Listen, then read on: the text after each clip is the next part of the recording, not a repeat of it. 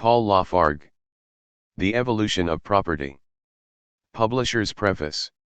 The work of Paul Lafargue on the evolution of property was originally published as a series of articles, under the nom de plume of Fergus, in the Nouvelle Revue of Paris, edited by Madame Adam. The originality of the theory advanced, and the mass of facts quoted, were noted not only in France but in England. The Daily News and the Daily Telegraph, notably, called attention to the chapter on primitive communism, a chapter written in answer to Professor Huxley's attack on Rousseau and human equality. The Sozialdemokratische Bibliothek, Hottingen, Zurich, a series of volumes issued by the German Socialist Party, has already published a translation of the work, and as soon as the more complete English edition is out it will be used as the basis of Italian and Polish translations. The Fascio Operaio, the official organ of the Italian Working Class Party, in its issue of July 27, 1890, says, Lafargue's work is an attempt to work out the history of property along the lines of the materialistic conception of history. Lafargue, by his great talent and his wide reading, is undoubtedly equal to the task he has set himself. The Sozialdemokrat, the official organ of the German Socialist Party as long as the persecution of Bismarck lasted, in its issue of July 5, 1890, says, Lafargue's general reading, and his special study of prehistoric times and anthropology, qualify him for the writing of a history of property. We can confidently recommend his work as one eminently instructive, suggestive, and readable. Paul Lafargue. The Evolution of Property. Chapter I. Forms of Contemporaneous Property. Political economists have laid it down as an axiom that capital, the form of property at present predominant, is eternal. They have tasked their brains to show that capital is coeval with the world, and that as it has had no beginning, so it can have no end. One in proof of which astounding assertion all the manuals of political economy repeat with much complacency the story of the savage who, having in his possession a couple of bows, lends one of them to a brother savage, for a share in the produce of his chase. So great were the zeal and ardor which economists brought to bear on their search for capitalistic property in prehistoric times, that they succeeded, in the course of their investigations, in discovering the existence of property outside the human species, to wit, among the invertebrates, for the ant, in her foresight, is a hoarder of provisions. It is a pity that they should not have gone a step farther, and affirmed that, if the ant lays up stores, she does so with a view to sell the same and realize a profit by the circulation of her capital. But there is a gap in the economists' theory of the eternity of capital. They have omitted to show that the term capital likewise exists from all time. In a ship every rope has its appropriate name, with the exception of the bell rope. It is inadmissible that in the domain of political economy the terminology should have been so inadequate as not to furnish a name for so useful and all-important a thing as capital, yet it is a matter of fact that the term capital, in the modern sense, dates no farther back than the 18th century. This is the case also with the word philanthropy, the humanitarian hypocrisy proper to the capitalistic regime. And it was in the 18th century that capitalist property began to assert itself, and to acquire a preponderating influence in society. This social predominance of capital led to the French Revolution, which, although one of the most considerable events of modern history, was, after all, but a bourgeois revolution accomplished with those catchwords of liberty, fraternity, equality, justice, and patriotism which the bourgeois were, later on, to employ in puffing their political and financial enterprises. At the time of the revolution the capitalists were cattle so newly raised by society that in his Dictionnaire de mots nouveaux published in 1802, Sébastien Mercier thought it necessary to insert the word capitalist, and to append the following curious definition. Capitalists, this word is well nigh unknown out of Paris.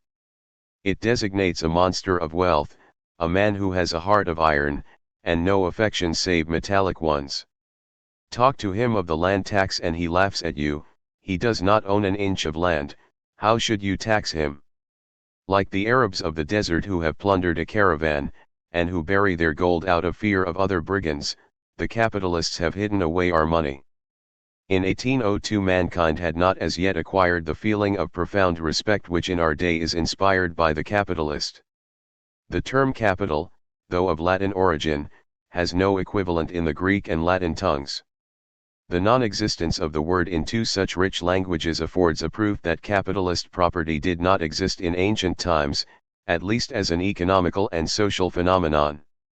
The form of property which corresponds to the term capital was developed and acquired social importance only after the establishment of commercial production, which crowned the economical and political movement agitating Europe after the 12th century.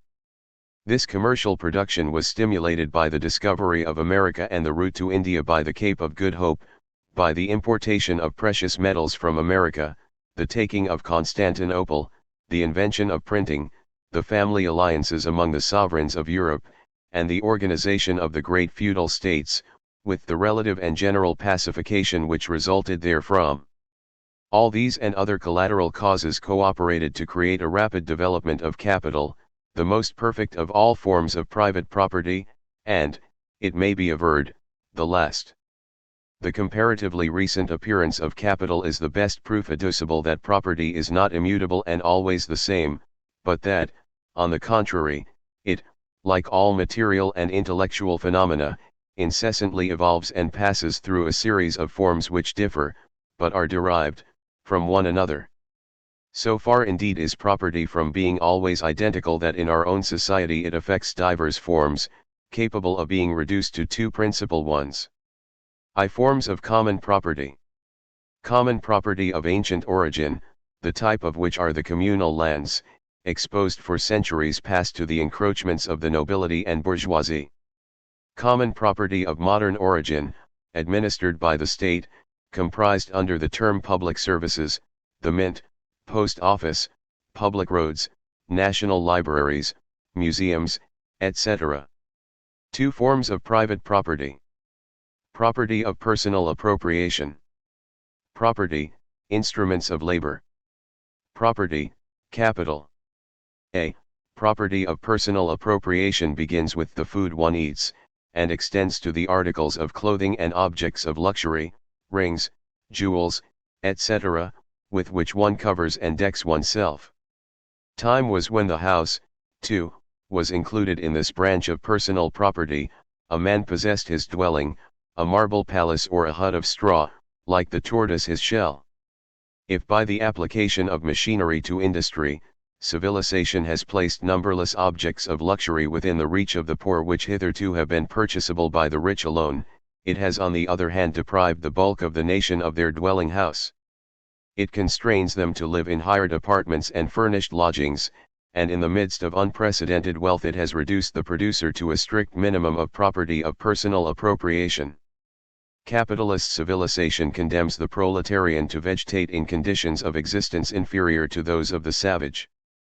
To waive the important fact that the savage does not labor for others, and to confine ourselves wholly to the question of food, it is indisputable that the barbarians who invaded and peopled Europe, and who, possessing as they did, herds of swine and other animals, and having within their reach all the resources of the chase in richly stocked forests, and of fishing in the seas and rivers, if ill-clad with the skins of wild beasts and coarsely woven materials, partook of more animal food than do our proletarians, whose shoddy clothing, excellently woven by perfected machinery, is a very poor protection against the inclemencies of the weather.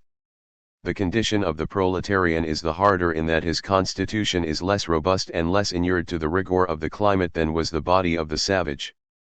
The following fact affords an idea of the robustness of uncivilized man. In the prehistoric tombs of Europe skulls have been discovered bearing traces of perforations suggestive of trepanning.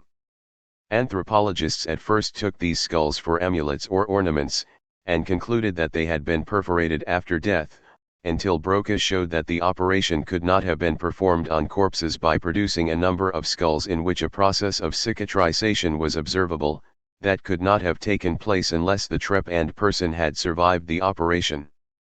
It was objected that it must have been impossible for ignorant savages, with their rude instruments of bronze and silex, to practice so delicate an operation, considered dangerous by modern doctors, despite their learning and the excellence of their surgical instruments. But all doubts have been now removed by the positive knowledge that this kind of operation is practiced by savages with perfect success. Among the Berbers of the present day the operation is performed in the open air, and after the lapse of a few days, to the infinite astonishment of European witnesses, the trepanned man is on his legs again and resumes his occupations just as if a portion of his skull had not been scraped away, for the operation is performed by scraping. Skull wounds, which entail such grave complications in civilized persons, heal with extraordinary quickness and ease in primitive peoples. Notwithstanding the frantic enthusiasm with which civilization inspires the Philistine, the physical, and maybe the mental, inferiority of the civilized man, allowing, of course, for exceptions, must be conceded. It will require an education beginning at the cradle and prolonged throughout life and continued for several generations to restore to the human being of future society the vigor and perfection of the senses which characterize the savage and the barbarian. To Morgan, one of the rare anthropologists who do not share the imbecile disdain professed for the savage and the barbarian by the Philistine, was also the first to classify in logical order the abundant and often contradictory materials that have accumulated respecting savage races, and to trace the first outlines of the evolution of prehistoric man. He observes, "It may be suggested as not improbable of ultimate recognition that the progress of mankind in the period of savagery, in its relation to the sum of human progress, was greater in degree than in the three sub-periods of barbarism, and that the progress made in the whole period of barbarism was, in like manner, greater in degree than it has been since in the entire period of civilization." 3. The savage or barbarian transplanted into civilized society cuts a sorry figure, he loses his native good qualities, while he contracts the diseases and acquires the vices of civilized man. But the history of the Greeks and the Egyptians shows us how marvelous a degree of material and intellectual development a barbarous people is capable of attaining when placed in the requisite conditions and evolving freely. The civilized producer is reduced to the minimum of personal property necessary for the satisfaction of his most urgent wants merely because the capitalist possesses means and to spare for the indulgence of his most extravagant fancies. The capitalist should have 100 heads and 100 feet, like the Hecatonchires of Greek mythology, if he would utilize the hats and boots that encumber his wardrobe. If the proletarians suffer from the want of personal property, the capitalists end by becoming the martyrs of a superfluity thereof. The ennui which oppresses them, and the maladies which prey on them, deteriorating and undermining the race, are the consequences of an excess of the means of enjoyment. b. Private property in the instruments of labor. Man, according to Franklin's definition, is a tool-making animal. It is the manufacture of tools which distinguishes man from the brutes, his ancestors. Monkeys make use of sticks and stones, man is the only animal that has wrought silex for the manufacture of arms and tools, so that the discovery of a stone implement in a cavern or geological stratum is proof as positive of the presence of a human being as the human skeleton itself. The instrument of labor, the silex knife of the savage, the plane of the carpenter, the bisturi of the surgeon, the microscope of the physiologist, or the plough of the peasant, is an addition to man's organs which facilitates the satisfaction of his wants.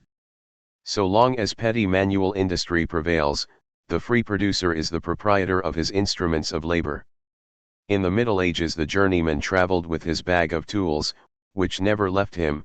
The yeoman, even before the constitution of private property, temporarily possessed the patch of land which was allotted to him in the territorial partition. The medieval serf was so closely connected with the soil he cultivated as to be inseparable therefrom. There remain many vestiges of this private property in the instruments of labor, but they are fast disappearing. In all the industries which have been seized on by machinery, the individual implement has been torn out of the worker's hand and replaced by the machine tool, a collective instrument of labor which can no longer be the property of the producer.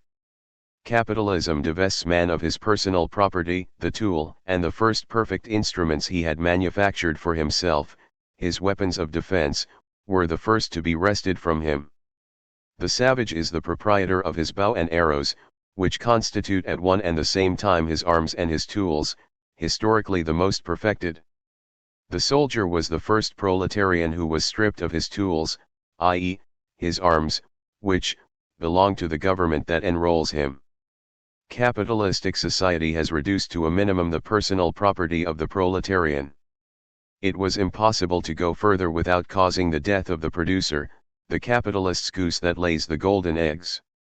It tends to dispossess him altogether of his instruments of labor, a spoliation which is already an accomplished fact for the great bulk of workers.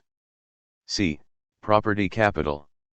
The capital form of property is the truly typical form of property in modern society. In no other society has it existed as a universal or dominant fact.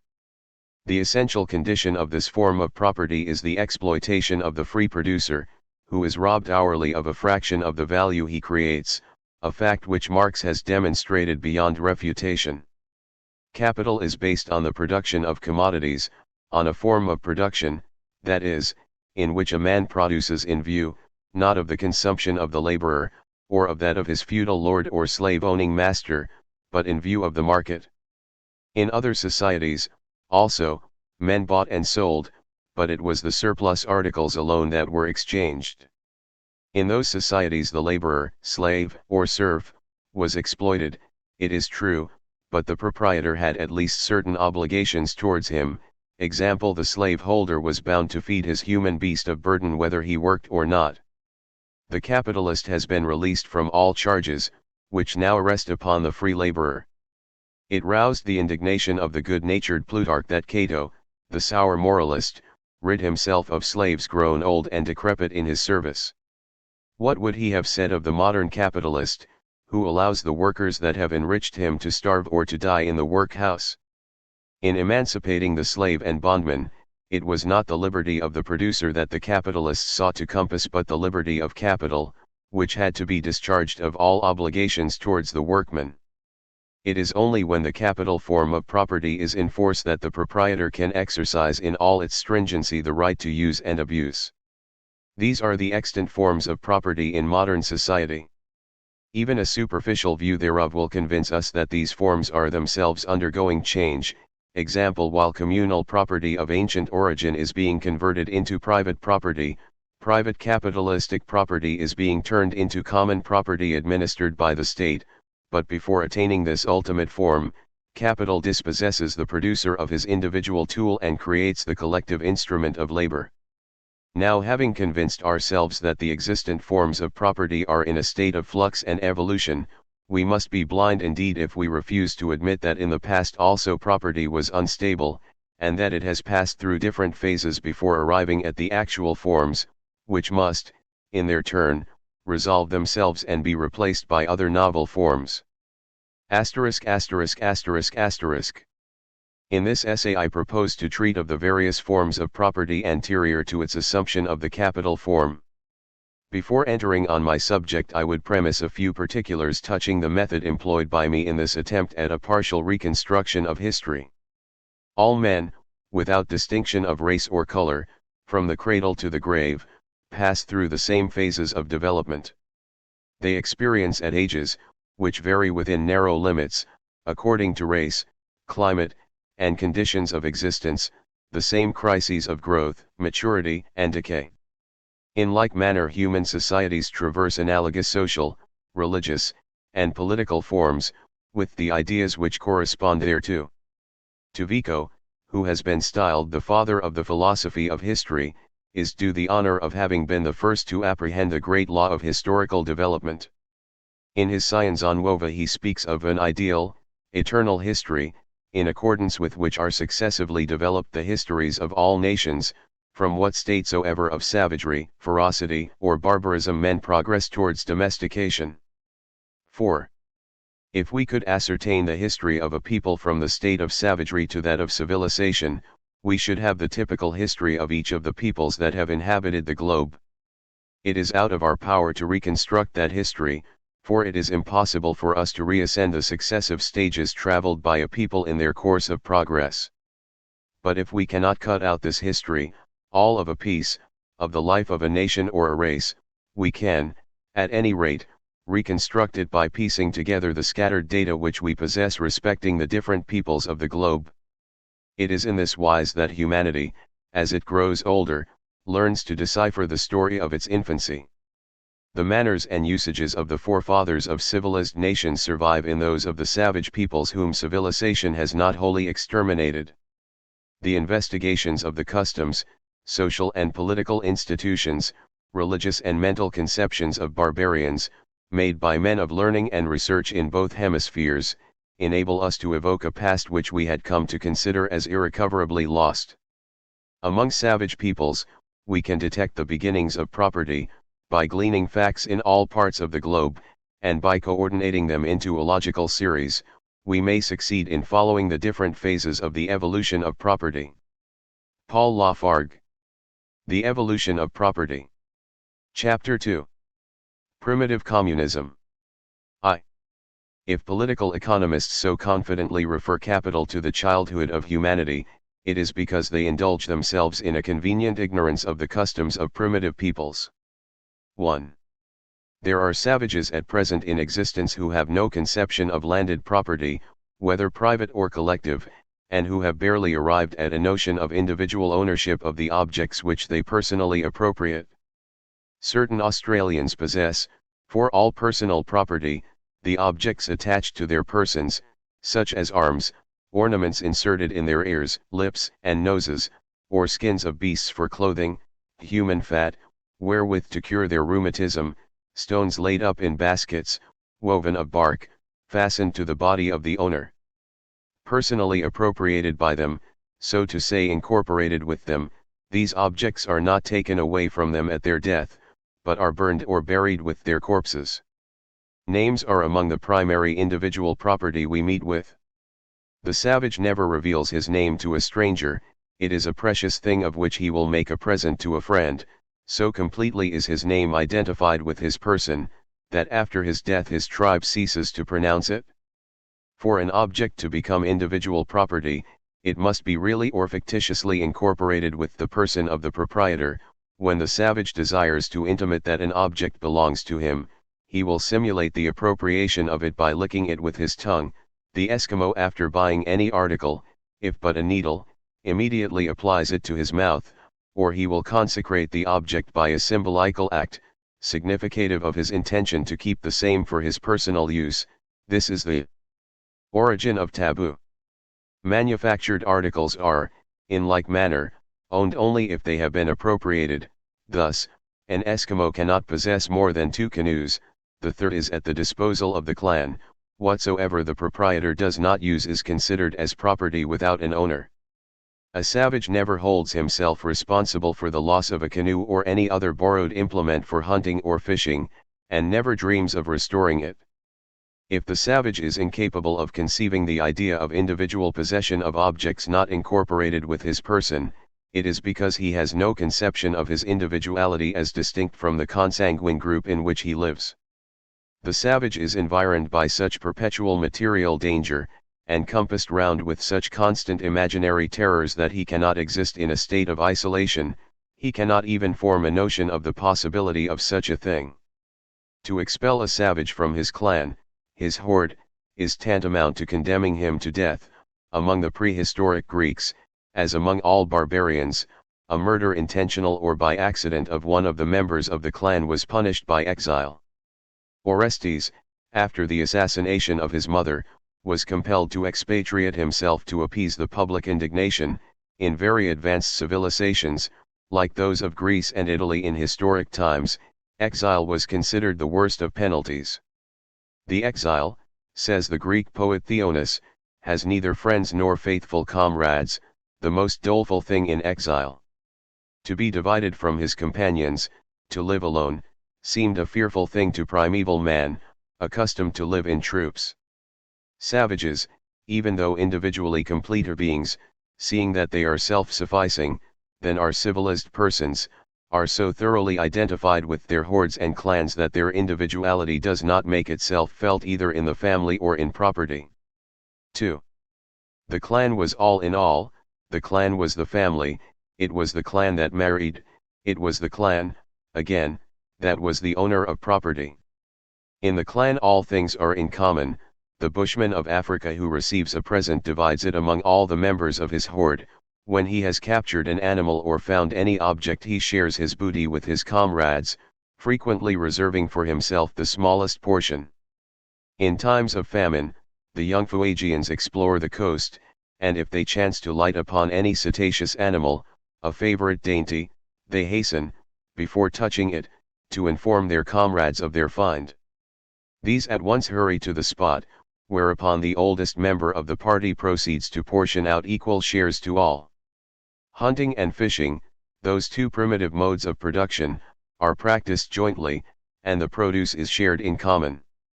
According to Martius, the Botocudos, those dauntless tribes of Brazil, organize their hunt in concert and never abandon the spot on which an animal has been captured until they have devoured it. The same fact is reported of the Dakotas and the Australians. Even among those tribes in which the chase in common is in abeyance, this ancient mode of consuming the prey holds good. The successful hunter invited to a feast all the members of his clan, of his village, and occasionally of his tribe, to partake of his chase. They are, so to say, national feasts. At Svariatai, in the Caucasus, whenever a family slaughters an ox, a cow, or a dozen sheep, it is the occasion of a village feast. The villagers eat and drink together in memory of the relations that have died in the course of the year. The feasts of the dead are reminiscences of these common repasts. Morgan, who has so minutely studied the primitive communist manners, in his last and important work 3 describes the methods of hunting and fishing practiced among the Redskins of North America. The tribes of the plain, who subsist almost exclusively upon animal food, show in their usages in hunt the same tendency to communism. The Blackfeet, during the buffalo hunt, follow the herd on horseback, in large parties, composed of men, women, and children. When the active pursuit of the herd commences, the hunters leave the dead animal in the track of the chase, to be appropriated by the first persons who come up behind. This method of distribution is continued until all are supplied. They cut up the beef into strings, and either dry it in the air or smoke it over a fire. Some make part of the capture into pemmican, which consists of dried and pulverized meat, mixed with melted buffalo fat, which is boiled in the hide of the animal. During the fishing season in the Columbia River, where fish is more abundant than in any other river on the earth, all the members of the tribe encamp together and make a common stock of the fish obtained. They are divided each day according to the number of women, giving to each an equal share. The fishes are split open, scarified and dried on scaffolds, after which they are packed in baskets and removed to the villages. When the savage ceases to lead a nomadic existence, and when he settles and builds himself a dwelling house, the house is not a private but a common one, even after the family has begun to assume a matriarchal form. The communal houses resemble those that Laperouse discovered in Polynesia. They are 10 feet high, 110 feet in length, and 10 feet in width, having the shape of an inverted pierogi. The entrance was by doors situated at both extremities, and they afforded shelter for a clan of upwards of 100 persons. The long houses of the Iroquois, which, according to Morgan, disappeared before the commencement of the present century, were 100 feet long by 30 broad, and 20 feet in height. They were traversed by a longitudinal passage having an opening at both ends. Into this passage, like the alveoles of a hive, opened a series of small rooms, 7 feet in width, in which dwelt the married women of the clan.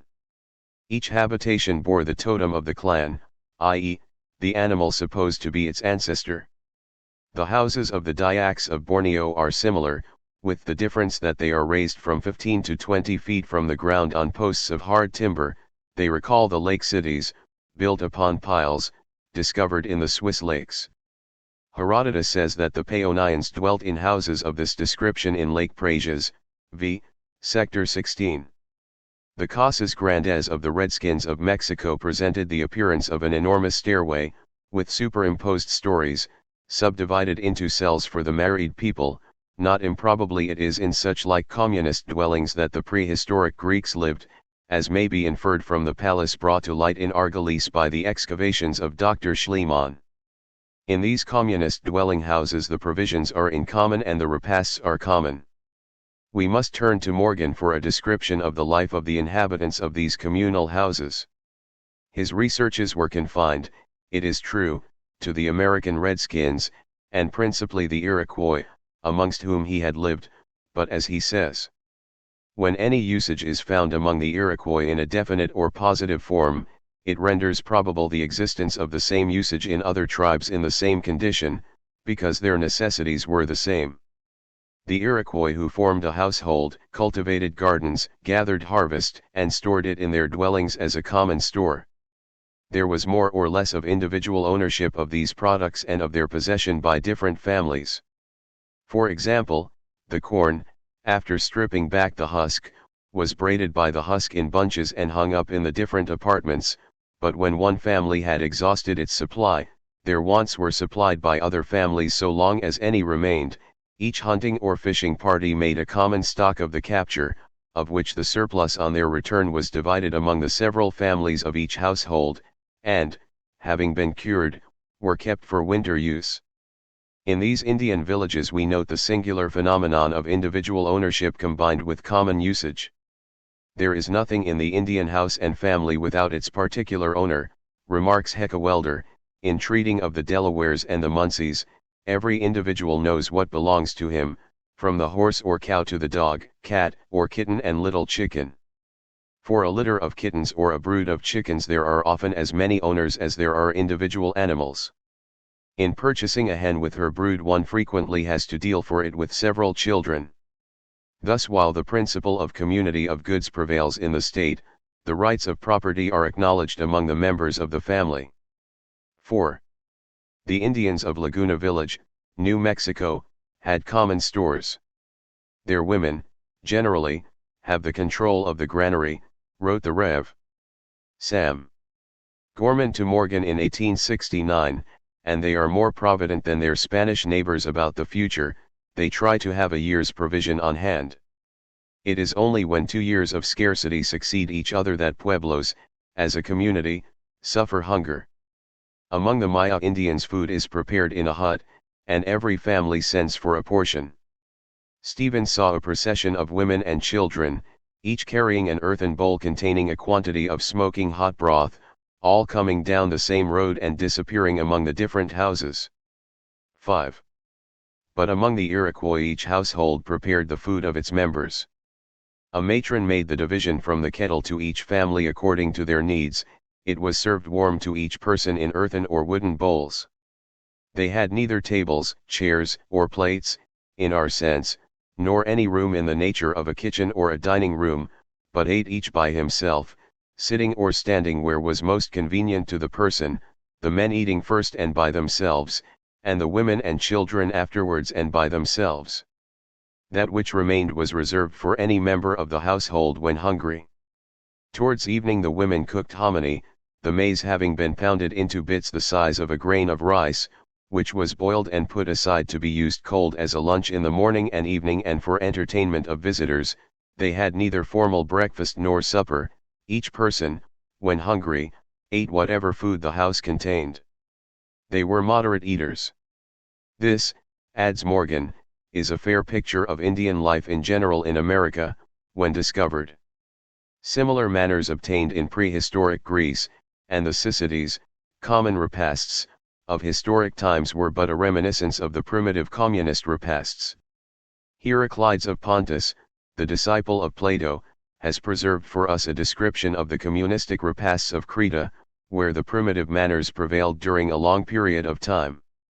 At the Andres, repasts of men, every adult citizen received an equal share, except the Archon, member of the Council of the Ancients, Gerenia, who received a fourfold portion, one in his quality of simple citizen, another in that of president of the table, and 2 additional portions for the care of the hall and furniture.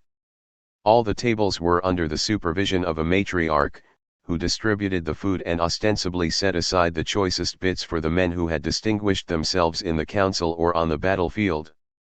Strangers were served first, even before the Archon. A vessel with wine and water was handed round from guest to guest. At the end of the repast it was replenished. Heraclides mentions common repasts of the men only, but Hoek assumes that in the Dorian cities there were also repasts of women and children. Our knowledge of the constant separation of the sexes among savages and barbarians renders probable the assumption of the learned historian of Crete. According to Aristotle, the provisions for these repasts were furnished by the harvests, the flocks and herds, and the tributes of the serfs belonging to the community. Hence we may infer that men, women, and children, in Crete, were maintained at the expense of the state. He asserts that these repasts may be traced back to a very remote antiquity, that it was Minos who established them in Crete and Italus among the Aenetrians, whom he taught agriculture, and as Aristotle finds these common repasts still prevalent in Italy, he concludes that they originated there, ignoring the fact that they occur among all primitive peoples. 6. Plutarch informs us that at these common repasts no one person was considered as superior to the other, wherefore he styles them aristocratic assemblies, Synedria Aristocratica. The persons who sat down at the same table were probably members of the same family. In Sparta the members of a syssitia were formed into corresponding military divisions, and fought together. Savages and barbarians, accustomed at all times to act in common, in battle always range themselves according to families, clans, and tribes. It was of such imperative necessity that every member of the clan should get his share of the aliments, that in the Greek language the word moira, which signifies the portion of a guest at a repast, came to signify destiny, the supreme goddess to whom men and gods are alike submitted and who deals out to everyone his portion of existence, just as the matriarch of the Cretan syssitia apportions to each guest his share of food. It should be remarked that in Greek mythology destiny is personified by women, Moira, Isa, and the Keres, and that their names signify the portion to which each person is entitled in the division of victuals or spoils. When the common dwelling house, sheltering an entire clan, came to be subdivided into private houses, containing a single family, the repasts ceased to be held in common, save on occasions of religious and national solemnities, such as the Greek Syssides, which were celebrated in order to preserve the memory of the past. The provisions, although individually possessed by each private family, continue, practically, at the disposal of the members of the tribe. Every man, woman, or child, in Indian communities, says Catlin, is allowed to enter anyone's lodge, and even that of the chief of the nation, and eat when they are hungry. Even so can the poorest and most worthless drone of the nation, if he is too lazy to supply himself or to hunt, he can walk into any lodge, and everyone will share with him as long as there is anything to eat. He, however, who thus begs when he is able to hunt, pays dear for his meat, for he is stigmatized with the disgraceful epithet of poltroon or beggar. In the Caroline Isles, when an indigene sets out on a journey, he carries with him no provisions. When he is hungry he enters a lodge without any kind of ceremony, and without waiting for permission he plunges his hand into the tub containing the papoi, a paste of the fruit of the bread tree, and when his hunger is satisfied he departs without so much as thanking anybody. He has but exercised a right.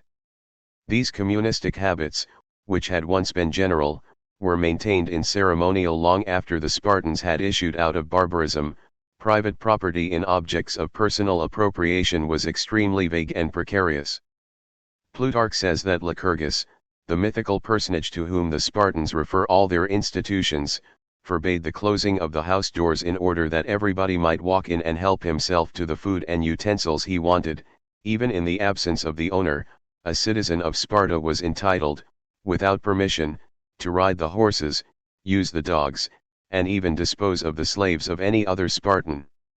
Very gradually did the idea of private property, which is so ingrained in, and appears so natural to, the Philistin, dawn upon the human mind.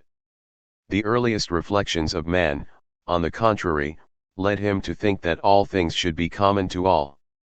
The Indians, says Heckewelder, think that the Great Spirit has made the earth, and all that it contains, for the common good of mankind.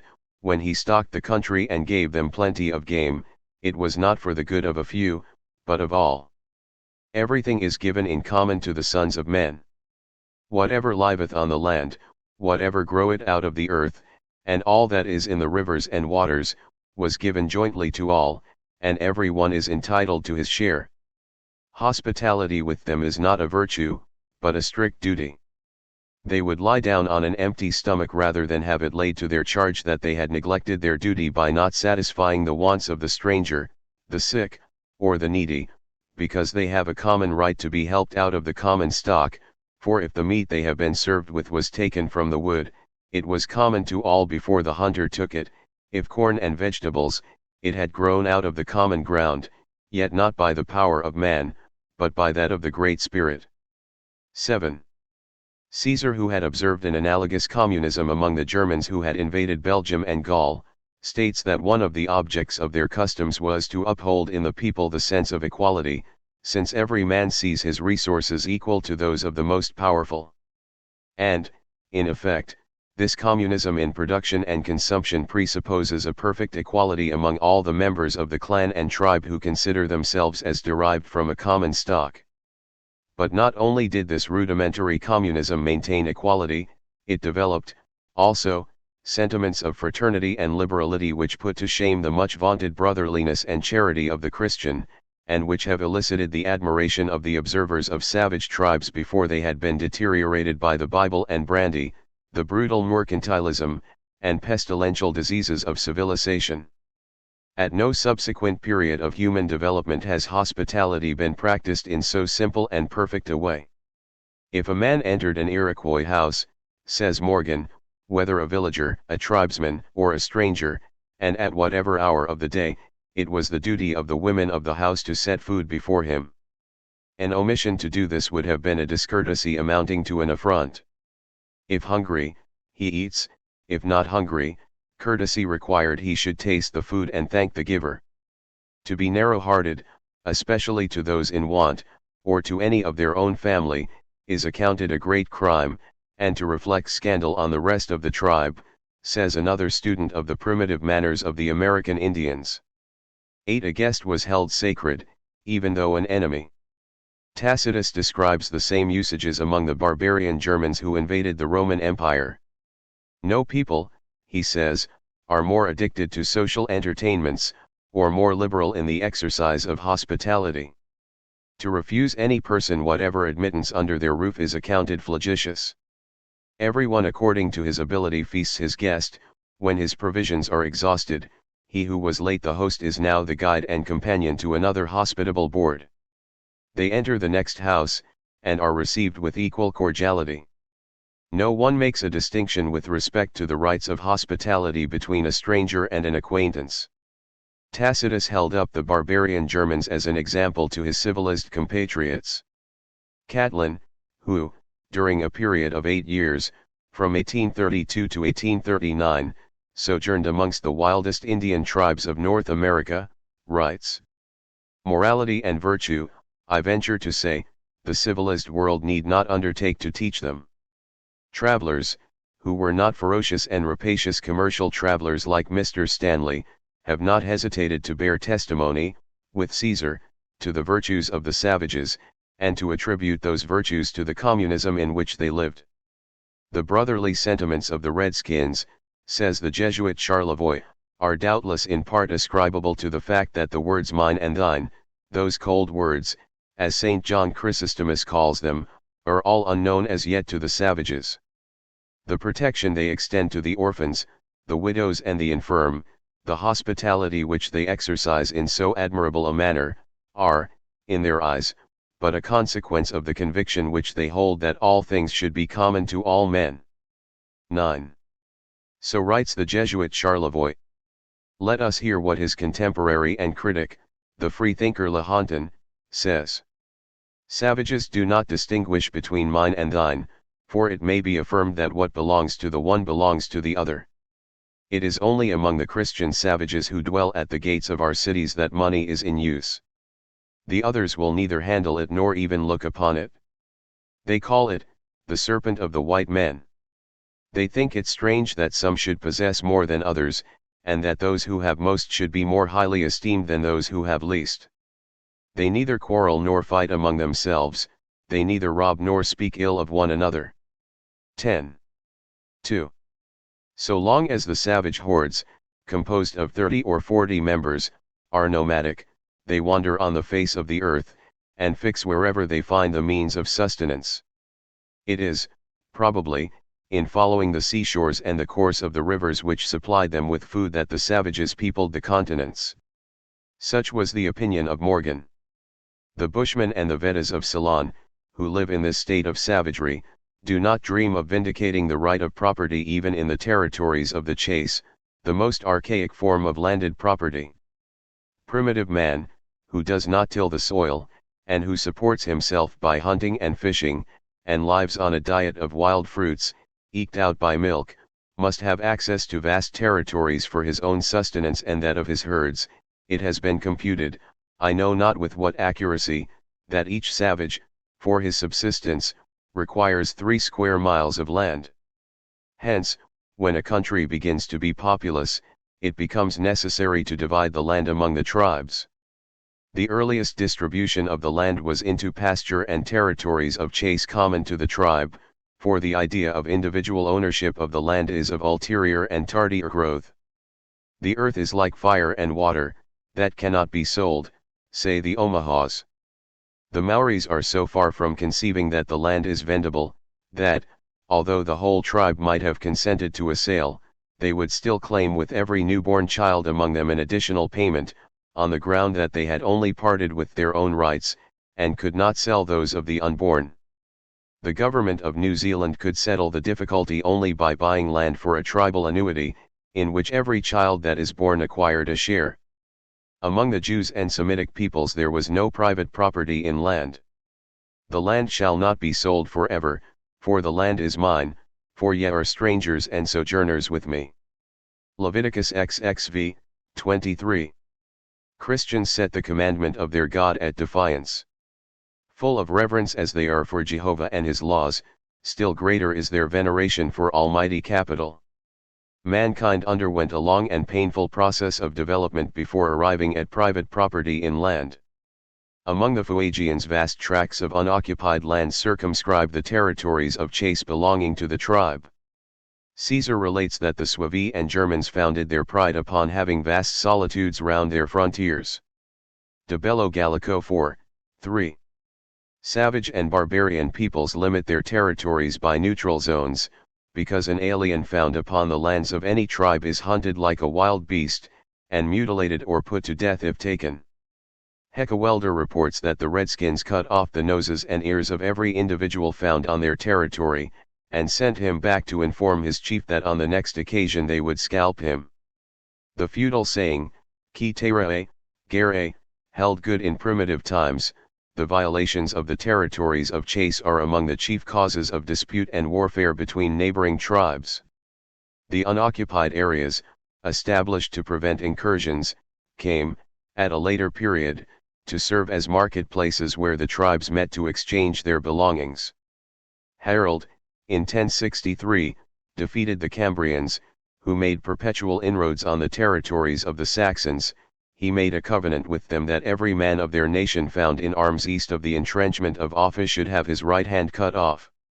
The Saxons, on their side, raised parallel trenches, and the space enclosed by the two walls became neutral ground for the merchants of both nations. Anthropologists have noted with a feeling of surprise that the sexes among savage peoples are isolated and live apart.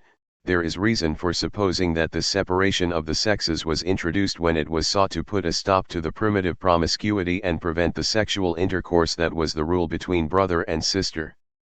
This separation of the sexes within the limits of the tribe, necessary in the interests of morality, was upheld and promoted by a differentiation of pursuits and by property. The man is habitually charged with the defense and the procuring of food, while on the woman devolves the culinary preparation of the food, the fabrication of the clothes or household utensils, and the management of the house once it has sprung into existence. 11. It is, as Marx observes, the division of labor which begins and which is based on sex. Property, in its origin, was confined to a single sex. The man is a hunter and a warrior, he possesses the horses and arms. To the woman belong the household utensils and other objects appropriate to her pursuits. These belongings she is obliged to transport on her head or back, in the same way that she carries her child, which belongs to her and not to the father, generally unknown. The introduction of agriculture enhanced the separation of the sexes, while it was the determinant cause of the parceling of the lands, the common property of the tribe. The man continues a warrior and a hunter, he resigns to his wife the labor of the fields, consenting, on occasion, to assist at harvest time. Among pastoral peoples he reserves to himself the care of the flocks and herds, which comes to be looked on as a nobler pursuit than agriculture. It is, in truth, the less arduous of the two. The Kaffirs consider the tending of the herds as an aristocratic occupation, they call the cow the black pearl. The earliest laws of the Aryans forbade agriculture, thought degrading, to the two highest classes, the Brahmins and the Kshatriyas, or warriors. For a Brahmin and a Kshatriyas agriculture is blamed by the virtuous, as the plough with the iron point injures the earth and the beings in it. 12. As the use of a thing constitutes the sole condition of its ownership, landed property, on its first establishment among primitive nations, was allotted to the women. In all societies in which the matriarchal form of the family has maintained itself, we find landed property held by the woman. Such was the case among the Egyptians, the Nairs, the Tuaregs of the African desert, and the Basques of the Pyrenees. In the time of Aristotle 2/3 of the territory of Sparta belonged to the women. Landed property, which was ultimately to constitute for its owner a means of emancipation and of social supremacy, was, at its origin, a cause of subjection. The women were condemned to the rude labor of the fields, from which they were emancipated only by the introduction of servile labor. Agriculture, which led to private property in land, introduced the servile labor, which in the course of centuries has borne the names of slave labor, bond labor, and wage labor. 3. So long as primitive communism subsists, the tribal lands are cultivated in common. In certain parts of India, says Nearchus, one of Alexander's generals, an eyewitness of events that took place in the 4th century, BC, the lands were cultivated in common by tribes or groups of relatives, who at the end of the year shared among themselves the fruits and crops. 13. Stephen cites a settlement of Maya Indians composed of 100 laborers, in which the lands are held and wrought in common and products shared by all. 14.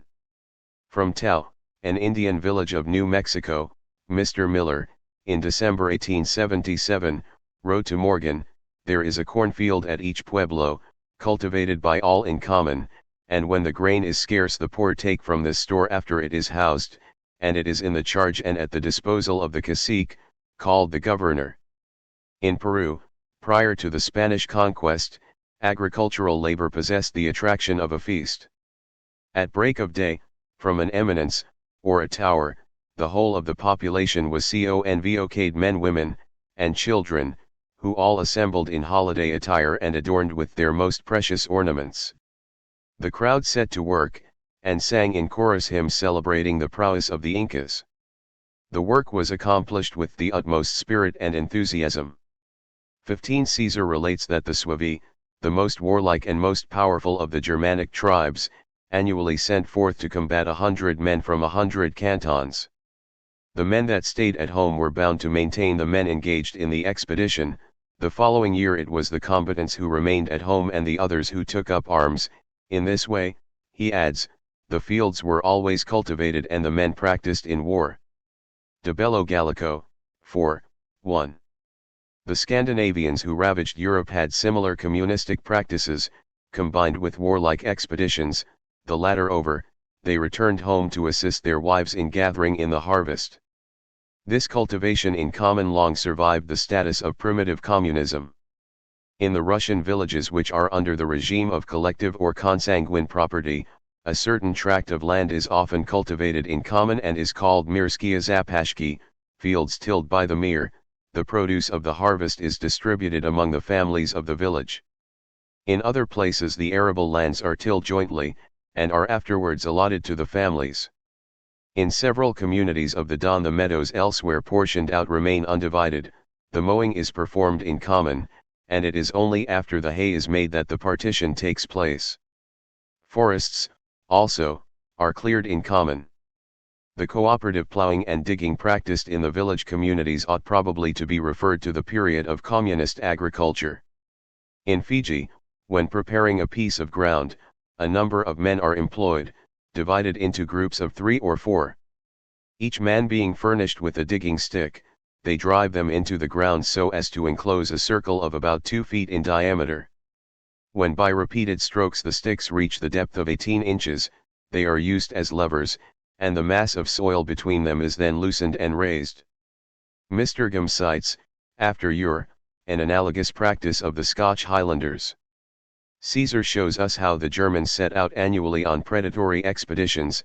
The booty was, probably, divided among all the warriors, including those who had remained at home to perform the agricultural labor of the community. The Greeks of prehistoric times, also, were audacious pirates, who scoured the Mediterranean and fled with their booty to their citadels, perched on the tops of promontories like eagles' nests, and as inexpugnable as the round towers of the Scandinavians, built in the midst of the waters. A precious fragment of a Greek song, the Scholion of Hybrias, presents us with a picture of the heroic lives of the Greeks.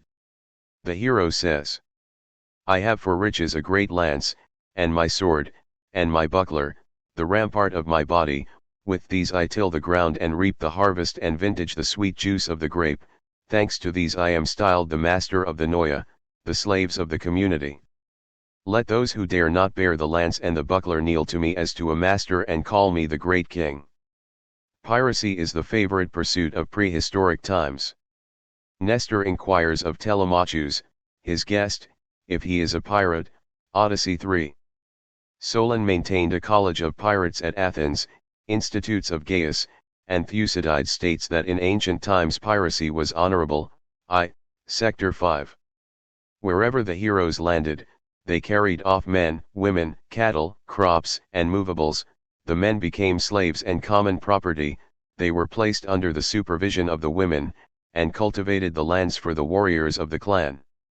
All of the cities of Crete, one of the first islands colonized by these bold pirates, possessed, down to the time of Aristotle, troops of slaves, called noti, who cultivated the public domains. The Greek cities maintained, besides a public domain, public slaves, and upheld common repasts similar to those described by Heraclides. 16.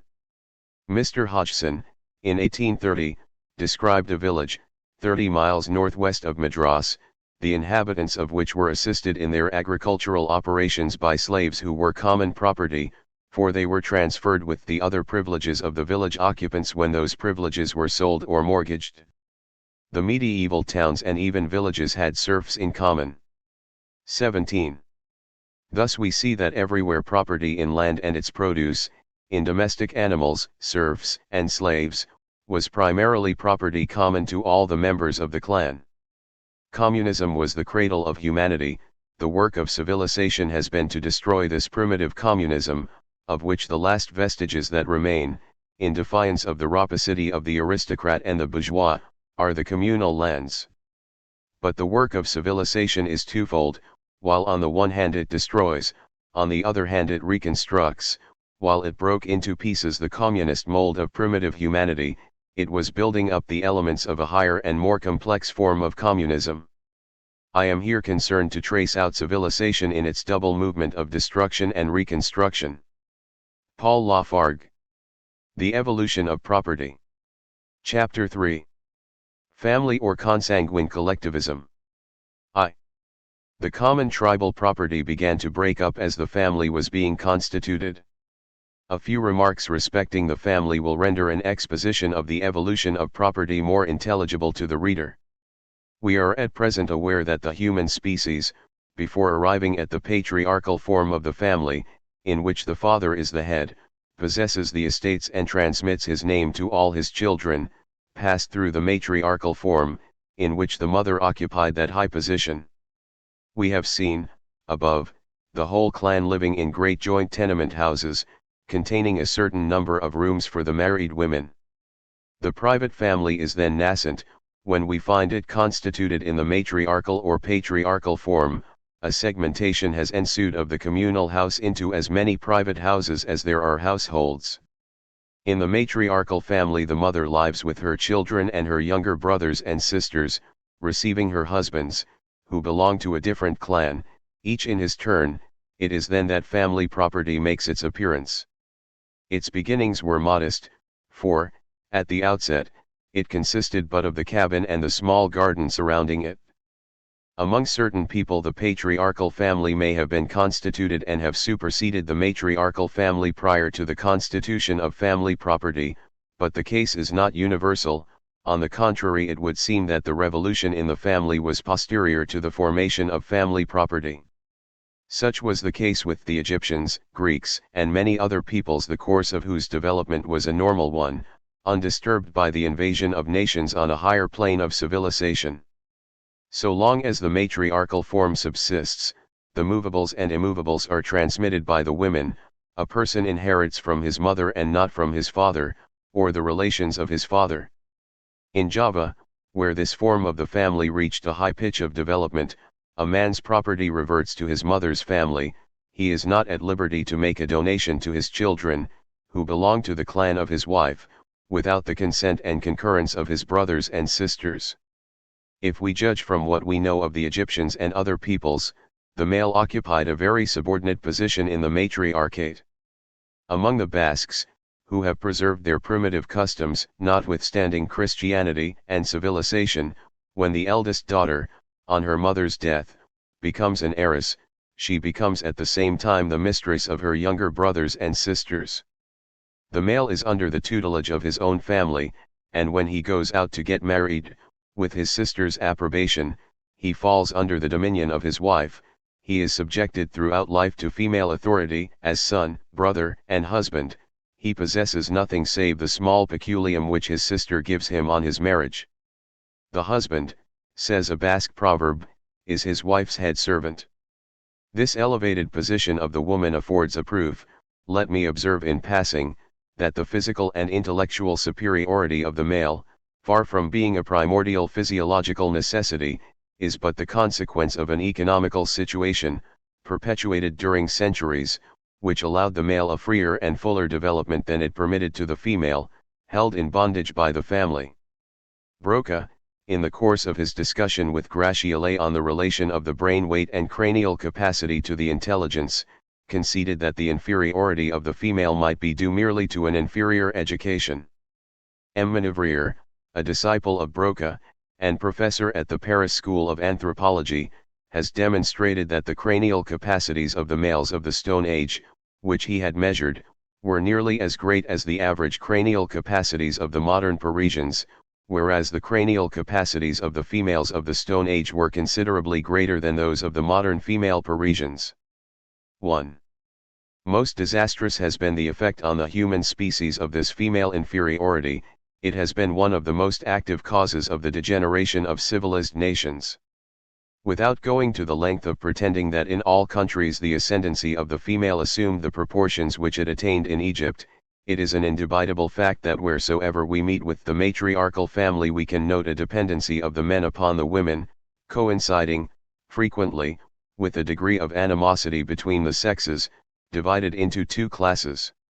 Among the Natchez and among all the nations of the valley of the Mississippi, the term woman, applied to a man, was an affront. Herodotus relates that Sesostris, in order to perpetuate the memory of his glorious achievements, erected obelisks among the conquered nations, and that to mark his contempt for those who had offered him no resistance he caused the female sexual organ to be engraved thereon, as emblematic of their cowardice. To apply to a Homeric Greek the epithet woman was a grave insult. On the other hand, the warlike women of the tribes of Dahomey employ the word man by way of an injurious epithet. Unquestionably it was the desire to shake off this feminine ascendancy and to satisfy this feeling of animosity which led man to wrest from woman the control of the family. Presumptively this family revolution was accomplished when the movable goods of individual property had multiplied, and when the family estate was constituted, and had been consecrated by time and custom. It was worth the men's while, for the nonce, to dethrone the women. There took place a positive dispossession of the women by the men, accomplished with more or less brutality, according to the nations, while in ceremonial the women conserved a measure of their former independence, a fact which caused Aristotle to say that it was among the most warlike peoples that the women exercised their greatest authority. At Athens, and in the maritime cities engaged in commerce, they were forcibly expropriated and despoiled. This dispossession gave rise to heroic combats. The women took up arms in defense of their privileges, and fought with such desperate energy that the whole of Greek mythology and even recorded history have preserved the memory of their struggles. So long as property was a cause of subjection, it was abandoned to the women, but no sooner had it become a means of emancipation and supremacy in the family and society than man tore it from her. Without entering more specially into the history of its evolution, I would lay stress upon this point, to wit, that the family, wherever or however constituted, whether affecting the matriarchal or patriarchal form, invariably breaks up the communism of the clan or tribe. At first the clan was the common family of all its members, afterwards there came to exist private families, having interests distinct from those of the clan considered as an aggregate of a number of families. The communal territory of the tribe was then parcelled out so as to form the collective property too of each family. The existent European family must not be considered as the type of the family founded on collective property. The family was not reduced to its last and simplest expression, as it is in our day, when it is composed of the three indispensable elements, the father, the mother, and the children. It consisted of the father, the recognized head of the family collectivity, of his legitimate wife and his concubines, living under the same roof, of his children, his younger brothers, with their wives and children, and his unmarried sisters. Such a family comprised many members. 2. The arable lands, hitherto cultivated in common by the entire clan, are divided into parcels of different categories, according to the quality of the soil. The parcels are formed into lots, in such wise that each lot contains an equal proportion of the different descriptions of soil. The number of lots corresponds to that of the families. A portion of the land is reserved in view of a possible increase of the population. It is let on lease or cultivated in common. To preclude injustice or grounds for complaint, the shares were drawn by lot 3, hence, in Greek and Latin, the words which designate lot, sores, chloros, signify also goods and patrimony. If, when a family had complained of unfairness, they proved, on inquiry, that their complaint was justified, satisfaction was granted them by an additional allotment out of the reserve lands. The inquirers who have had opportunities of observing the way in which these partitions of the land are practiced, have been struck by the spirit of equality which presides over them, and by the ability of the peasant land surveyors. Haxthausen relates how Count de Kinsleff, the minister of the imperial domains, had in several localities of the government of Wuraniage caused the land to be valued and surveyed by land taxers and land surveyors. The results went to show that the measurements of the peasants were in all respects, save for a few minor discrepancies, in perfect consonance with the truth. Besides, who knows which of the two were the more accurate? 4. The pasture lands, forests, lakes, and ponds, the right of hunting and fishing, and other rights, such as the imposts raised on the caravans, etc., are the joint property of all the members of the clan. The allotments are cultivated by each family under the direction of its chief and the supervision of the village council. The crops are the property of the family collectively, instead of belonging, as at an earlier period, to the tribe or clan. A family is not allowed to cultivate their lot at pleasure, says Marshall. They must sow their fields with the same grain as that of the other families of the community. 5. The system of cultivation is a triennial rotation. 1. Corn or rye. 2. Spring crops, barley, oats, beans, peas, etc. 3. Fallow. Not only the kind of seed to sow, but also the seed and harvest times, are prescribed by the communal council. Sir G. Campbell informs us that every Indian village possesses its calendar Brahmin, or astrologist, whose business it is to indicate the propitious seasons for seed time and harvest. Haxthausen, an intelligent and impartial observer of the manners of the collectivist communes of Russia, remarks that the most perfect order, resembling a military discipline, presides over the labors of the fields. On the same day, at the same hour, the peasants repair to the fields, some to plough, others to harrow the ground, etc., and they all return in company. This orderliness is not commanded by the starosta, the village ancient, it is simply the result of that gregarious disposition which distinguishes the Russian people, and that love of union and order which animates the commune. These characteristics, which Haxthausen considers as peculiar to the Russian people, are but an outgrowth of the collective form of property, and have been observed in all parts of the world. We have seen that, to determine the seed time, the Indians did not obey human orders, but celestial considerations suggested by the astrologer.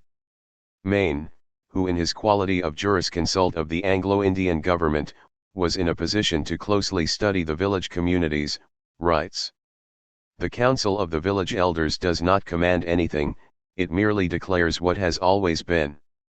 Nor does it generally declare that which it believes some higher power to have commanded. Those most entitled to speak on the subject deny that the natives of India necessarily require divine or political authority as the basis of their usages. Their antiquity is by itself assumed to be a sufficient reason for obeying them. Nor, in the sense of the analytical jurists, is there right or duty in an Indian village community. A person aggrieved complains not of an individual wrong but of the disturbance of the order of the entire little society." 6. The discipline referred to by Haxthausen is a natural and spontaneous product, unlike the movements of an army or the maneuvers of the laborers on the bonanza farms of North America, which are produced to order. A Swiss clergyman, who wrote in the last century, teaches us that in the canton of Bern there existed the same orderliness and ardor in work observed in Russia. On an appointed evening, he says, the entire commune repairs to the communal meadows, every commoner choosing his own ground, and when the signal is given at midnight, from the top of the hill downwards, every man mows down the grass which stands before him in a straight line, and all that which he has cut till noon of the next day belongs to him. The grass which remains standing after the operation is trodden down and browsed by the cattle which are turned onto it. 7. The crops once got in, the lands allotted to the different families become common property again, and the villagers are free to send their cattle to depasture them. Originally, the fathers of the families belonging to the clan were alone entitled to a share in these allotments. It is only at a later period that the stranger settlers, having obtained the freedom of the city after a term of residence, were admitted to the partition of the land. Landed property belonged to the fathers, whence patria, fatherland, in the Scandinavian laws, house and fatherland were synonyms. At that time a man possessed a patria and political rights only if he had a right to a share in the land. As a consequence, the fathers and males of the family alone were charged with the country's defense, they alone were privileged to bear arms. The progress of capitalism consists in confiding the defense of the country to those who do not possess an inch of land, who have no stake in the country, and to accord political rights to men who have no property. Private property in land does not as yet obtain, because the land belongs to the entire village, and only the temporary usage of it is granted, on condition that it shall be cultivated according to the established customs, and under the supervision of the village elders charged with watching over the maintenance of those customs. The house alone, with its small enclosure, is the private property of the family. Among some peoples, e.g. the Neo-Caledonians, the tenement was burnt on the death of the chief of the family, as well as his arms, his favorite animals, and, occasionally, his slaves. According to all appearance, the house for a long time was distinguished from the land, as a movable. It is so qualified in many customaries of France, in that of Lille, among others. The house is inviolable, nobody has a right to enter it without the master's consent. The justice of the country was suspended at the threshold. If a criminal had penetrated into the house, nay, if he had but touched the door latch, he was secure from public prosecution and amenable only to the authority of the father of the family, who exercised the legislative and executive power within the precincts of the house. In 186 BC, the Roman Senate, having condemned to death some Roman ladies, whose orgies compromised public morals, was forced to remit the execution of the sentence to the heads of the families, for the women, as constituting a part of the household, were answerable only to the master of it. To such extremes was this inviolability pushed in Rome that a father could not invoke the assistance of the magistrates or public force in case of his son's resistance. In the Middle Ages the sanctity of the domicile still existed. At Mulhouse, for example, a burgher shut up in his house ceased to be amenable to the justice of the town, the court was bound to transport itself to his house door in order to judge him, and it was open to him to reply to the questions put to him from the window. The right of asylum possessed by the Church was merely a transformation of the sanctity of the house. As we shall see hereafter, the Church was but a sort of communal house. The habitations are not contiguous, but surrounded by a strip of territory. Tacitus, and numerous writers after him, have assumed that this insulation of the houses was prescribed as a measure of precaution against fire, so dangerous in villages in which the houses are built of wood and thatched with straw. I am of belief that the reason for this very prevalent custom should be looked for elsewhere. It has been shown that the tribal territories were surrounded by a strip of uncultivated land, which served to mark the boundaries of other neighboring tribes. In like manner the family dwelling is surrounded by a piece of unoccupied land in order to render it independent of the adjacent dwelling houses. This was the sole land which, subsequently, it was permitted to enclose with palisades, walls, or hedges. In the barbarian codes it is known by the name of legal, legitimate court, curtis legalis, hobo legitima. In this spot was placed the family tomb. So indispensable was this insulation held to be that the Roman law of the 12 tables fixed the space to intervene the town houses at 2½ feet. 8. It was not the houses only, but also the family allotments of land which were isolated, so that the fear of fire could not have suggested the measure. A law of the 12 tables regulates that a strip of land, 5 feet in width, be left uncultivated. Table 7, Sector 4. The breaking up of the common property of the clan into the collective property of the families of the clan was a more radical innovation than, in our day, would be a restitution of the landed estates to the community. Collective property was introduced with infinite difficulty, and only maintained itself by placing itself under divine protection and the aegis of the law. I may add that the law was only invented for the purpose of protecting it. The justice which is other than the satisfaction of revenge, an eye for an eye, a tooth for a tooth, the lex talionis, made its appearance in human society only after the establishment of property, for, as Locke says, "Where there is no property there is no injustice," is a proposition as certain as any demonstrated in Euclid.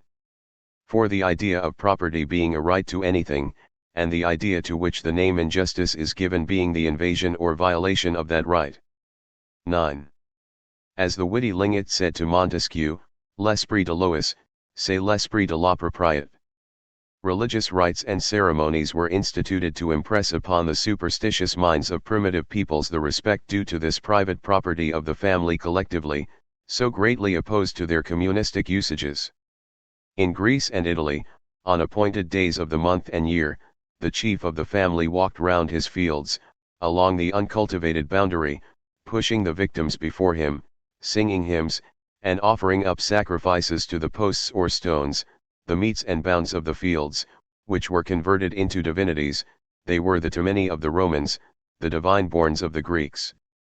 The cultivator was not to approach the landmark, lest the divinity, on feeling himself struck by the plowshare, should cry out to him, "Stop, this is my field, yonder is thine." The Bible abounds in recommendations to respect the fields of one's neighbor. Thou shalt not remove thy neighbor's landmark. Deuteronomy 19:14. Cursed be he that removeth his neighbor's landmark. Job, who has the soul of a landlord, numbers among the wickedest the man who removes the landmarks. Job XXIV. The Cossacks, with a view to inculcating on their children a respect for other people's property, took them out for walks along the boundaries of the fields, whipping them all the way with rods. Plato, who drops his idealism when he deals with property, says, "Our first law must be that no man shall lay a hand on the boundary mark which divides a field from his neighbor's field, for it must remain unmoved. Let no man remove the stone which he has sworn to leave in its place." Laws, 8. The Etruscans called down maledictions on the heads of the guilty.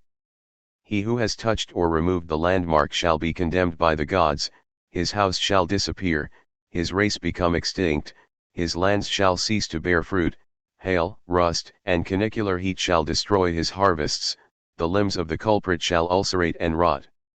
10. The spiritual chastisements, which make so deep an impression on the wild and fiery imaginations of primitive peoples, having proved inadequate, it became necessary to resort to corporal punishments of unexampled severity, punishments repugnant to the feelings of barbarian peoples. Savages inflict the most cruel tortures on themselves by way of preparing for a life of perpetual struggle, but such tortures are never punitive. It is the civilized proprietor who has hit upon the Bani Amat, Bani Castigat of the Bible. Catlin, who knew the savages of America well, states that a Sioux chief had expressed his surprise to him at having seen along the frontier white men whip their children, a thing that is very cruel. The worst crime that a barbarian can commit is to shed the blood of his clan. If he kills one of its members, the entire clan must rise up to take vengeance on him. When a member of a clan was found guilty of murder or any other crime, he was expelled, and devoted to the infernal gods, lest any should have to reproach himself with having spilt the blood of his clan by killing the murderer. Property marks its appearance by teaching the barbarian to trample underfoot such pious sentiments. Laws are enacted condemning to death all those who attack property. Whosoever decrees the law of the 12 tables, shall in the night furtively have cut, or caused to graze on, the crops yielded by the plough, shall, if he has reached puberty, be devoted to Ceres and put to death. If he has not arrived at puberty, he shall be beaten with rods at the will of the magistrate and condemned to repair the damage doubly. The manifest thief, i.e., taken in the act, if a freeman, shall be scourged with rods and delivered up to slavery. The incendiary of a cornstack shall be whipped and put to death by fire.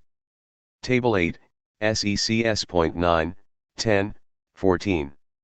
The Saxons punished theft with death. The Burgundian law surpassed the Roman law in cruelty. It condemned to slavery the wives and children under 14 years of age who had not denounced their husbands and fathers guilty of stealing a horse or an ox. Slavii, Sector 1, 2. Property introduced the common informer into the family.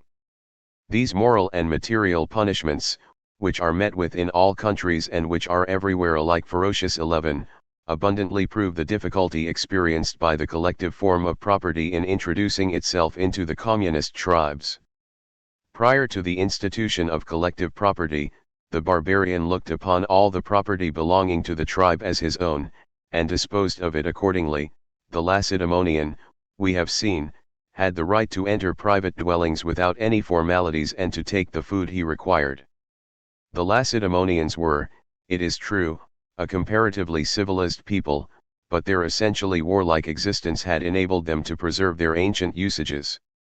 The travelers who have fallen victims to this propensity of the barbarian to appropriate everything within his reach, have described him as a thief, as if theft were compatible with a state of society in which private property is not as yet constituted.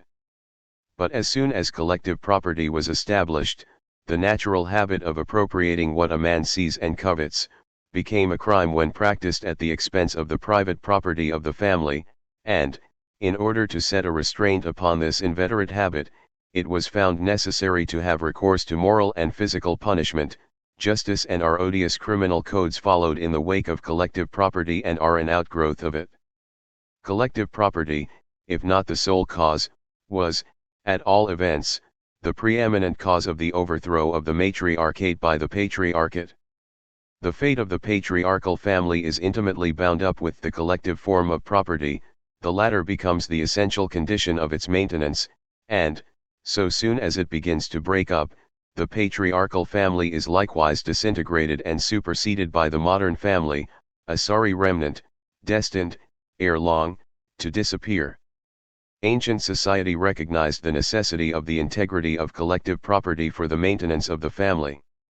At Athens the state watched over its proper administration, anybody being entitled to demand the indictment of the head of a family who maladministered his goods. The collective property did not belong to the father, nor even to the individual members of the family, but to the family considered as a collective entity which is perpetual, and endures from generation to generation. 12. The property belonged to the family in the past, present, and future, to the ancestors who had their altars and their tombs in it, to the living members who were only usufructuaries, charged with continuing the family traditions, and with nursing the property in order to hand it down to their descendants. The chief of the family, who might be the father, the eldest brother, the younger brother, or, on occasions, the mother, was the administrator of the estate. It was his duty to attend to the wants of the individuals who composed the collectivity, to see that the lands were properly cultivated and the house kept in order, so that he might transmit the patrimony to his successor in the same state of prosperity in which he had received it at the death of his predecessor. To enable him to fulfill this mission, the head of the family was armed with despotic power. He was judge and executioner. He judged, condemned, and inflicted bodily punishment on the members of the family under his control. His authority stretched so far as to empower him to sell his children into slavery, and to inflict the pain of death on all his subordinates, including his wife, although she enjoyed the protection, sufficiently precarious, it is true, of her own family. The quantity of land distributed was generally proportionate to the number of males in the family. The father, with a view to the procuring of servants to cultivate it, married his sons while still in infancy to adult women, who became his concubines. Haxthausen relates that in Russia one could see tall and robust young women carrying their little husbands in their arms. The worn-out phrase "the family is the pillar of the state," which modern moralists and politicians reiterate ad nauseam since it has ceased to be exact, was at one time an adequate expression of the truth. Where collective property exists, every village is a petty state, the government whereof is constituted by the council elected in the assembly of the family chiefs, co-equals in rights and privileges. In India, where the collective form of property was highly developed, the village had its public officers, who were artisans, wheelwrights, tailors, weavers, etc., schoolmasters, priests, and dancing women for public ceremonies. They were paid by the village community, and owed their services to the members having ancestral shares in the land, but not to stranger settlers. In the Greek republics the state maintained public prostitutes for the use of the males of the patrician families. Sir G. Campbell states, among other curious facts, that the smith and the artisans generally, were more highly remunerated in the Indian villages than the priest. The head man of the village, elected for his ability, his learning, and powers as a sorcerer, is the administrator of the property of the community. He alone is privileged to carry on commerce with the exterior, that is, to sell the surplus of the crops and cattle, and to buy such objects as are not manufactured in the village. As Haxthausen observes, commerce is only carried on wholesale, which is of great advantage to the peasant, who, left to himself, is often under the necessity of selling his products below their real value, and at unfavorable moments. As commerce is in the hands of the chief, the latter is able from his connections with the chiefs of the neighboring villages to wait for a rise in prices, and take advantage of all favorable circumstances before concluding a sale. All those who are familiar with the deceptions practiced upon peasants by merchants will appreciate the justness of the observation of Haxthausen. The French bourgeois, who pounced upon Algiers and Tunis as on a prey, expressed great moral indignation at being prevented from entering into communication with the Arabs individually, and obliged to treat with the chiefs of the community. They loudly and pathetically bewailed the unhappy lot of the wretched Arabs bereft of the liberty of allowing themselves to be fleeced by the European merchants. Petty societies, organized on the basis of collective property, are endowed with a vitality and power of resistance possessed by no other social form in an equal degree. The village communities are little republics, having nearly everything that they want within themselves and almost independent of any foreign relations, says Lord Metcalfe. They seem to last where nothing else lasts. Dynasty after dynasty tumbles down, revolution succeeds to revolution, Hindu, pagan, Mughal, Maratha, Sikh, English are all masters in turn, but the village communities remain the same. In time of trouble they arm and fortify themselves, a hostile army passes through the country, the village communities collect their cattle within their walls and let the enemy pass unmolested. If plunder and devastation be directed against themselves, and the force employed be irresistible, they flee to friendly villages at a distance, but when the storm has passed over they return and resume their occupations. If a country remains for a series of years the scene of continued pillage and massacre, so that the village cannot be inhabited, the scattered villagers nevertheless return whenever the power of peaceable possession revives. A generation may pass away, but the succeeding generation will return. The sons will take the places of their fathers, the same site for the village, the same positions for their houses, the same lands will be reoccupied by the descendants. It is not a trifling matter that will turn them out, for they will often maintain their posts throughout times of disturbance and convulsions, and acquire a strength sufficient to resist pillage and oppression with success. Farther on he adds, the village constitution which can survive all outward shock is, I suspect, easily subverted with the aid of our regulations and courts of justice by any internal disturbance. Litigation, above all things, I should think would tend to destroy it. 13. Bourgeois exploitation cannot tolerate, alongside of it, the collective form of property, which it destroys and replaces by private property, the adequate form of bourgeois property. What has taken place in India and Algeria has occurred in France. The village collectivities that had lasted throughout the entire feudal period, and survived till 1789, were disorganized by the dissolvent action of the laws during and after the bourgeois revolution. The great revolutionary jurist, Merlin suspect, so called because he had been the proposer of the sanguinary loi de suspects, did more towards bringing about the destruction and confiscation of the communal lands of the village collectivities than the feudal lords had done in the course of centuries. Over and above the reasons of a political character which prompt monarchical governments to patronize the family organization based on collective property, there exist yet others, equally important, of an administrative character. As the collectivist village forms a number of administrative units represented by the chief who directs it and traffics in its name, the government makes the latter responsible for the levying of the taxes and the recruiting of the militia, and charges him with additional functions which are not remunerated. In Russia the imperial government lends its weight to the decisions of the communal council, incorporating into the army, and even dispatching to Siberia, all those whose conduct is not approved of by the elders.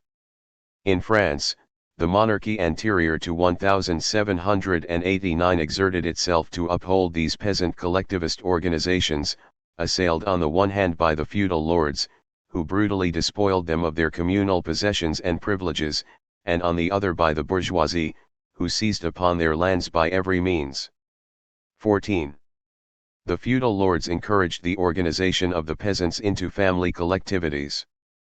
Dallas mentions a contract of the 17th century in which a lord causes his lands to be cultivated by métayers, on condition that the peasants shall have in common, fire and food and live in perpetual community. A legist of the 18th century, Dunod, furnishes us with the reason which led to the community of the cultivators. It is that the seigneurial domains are better cultivated, and the subjects better able to pay the tributes due to the lord when living in common than when forming separate households. Collective property, which destroyed the primitive tribal communism, established the family communism which secured all its members against want. The proletariat is not known in Russia, wrote Haxthausen, and so long as this institution, the mir, survives, it can never be found here. A man may become impoverished here and squander his substance, but the faults or misfortunes of the father can never affect his children, for these holding their rights of the commune, and not of the family, do not inherit their father's poverty. It is precisely the security against want afforded by collective property which is offensive to the capitalist, whose whole fortune reposes on the misery of the working class. Collective property is remarkable not only for the tenacity and indestructibility of the small peasant collectivities which it maintained, and the well-being which it afforded to the cultivators of the soil, but also for the grandeur of its achievements. In illustration whereof let me cite the marvelous works of irrigation in India and the terrace culture of the mountain slopes of Java, covering, Wallace informs us, hundreds of square miles. These terraces are increased year by year, as the population increases, by the inhabitants of each village working in concert under the direction of their chiefs, and it is, perhaps, by this system of village culture alone that such extensive terracing and irrigation has been rendered possible. 15. The collective form of property, traces of which have been met with wherever researches have been instituted, has survived for shorter or longer periods, according to the industrial and commercial development of the country in which it obtained. This form, created by the splitting up of the common property of the tribe, was bound to disappear in its turn, with the disintegration of the patriarchal family, in order to constitute the individual property of the several members of the dissolved family. Private property, which was to succeed collective property, grew out of it. The house and garden enclosed by walls and palisades were the private property, absolute and inalienable, of the family. No public authority had the right to trench on it. In the interior of the house the different members, not omitting the slaves, possessed a peculium, some private property independent of that of the family. This individual property, acquired by the personal toil of its owner, was often considerable. It consisted of slaves, cattle, and movables of various kinds. The right to a peculium was acquired slowly. In the beginning no one member of the family could possess aught in severalty, all that he acquired reverted of right to the community. The arable and pasture lands of which the family had but the usufruct became ultimately their private property, and when the family was broken up, i.e., when every male upon marrying quitted the collective dwelling for a house of his own, landed property shared the fate of personal property. It was divided amongst the children and was held in severalty. The evolution of property, passing from the collective to the private form, has been extremely slow, so slow, indeed, that in many a country collective property, but for an external impulse, might possibly have endured for centuries without suffering a change. Villages founded on collective property form economic units, that is to say that they contain all they require for the intellectual and material wants of their inhabitants, and that contrariwise, they comprise few elements capable of determining change. Here all things are accomplished in accordance with traditions prescribed by the elders, and handed down like precious heirlooms. In effect, once a village has arrived at such a degree of industrial and agricultural development as to be capable of satisfying the natural and simple wants of the villagers, it would seem that it no longer finds within itself any cause for change. An impulse from without is required to set it in motion. Agriculture, which was the determinant cause of the parceling out of the common tribal property, was, moreover, one of the causes of the splitting up of collectivist property. In proportion as improved methods of culture were introduced, the peasants recognized that 1 year's possession was insufficient to reap the benefits of the manures and labor incorporated with the lands that had been allotted them. They demanded that the partitions, hitherto annual, should in future take place every 2, 3, 7, and even 20 years. In Russia the government was constrained to impose the partitions on the taking of the census. The peasants call them black, i.e., bad partitions, which shows how ungenial they were to the families who considered that they had proprietary rights in the lands which had been given them at the last distribution.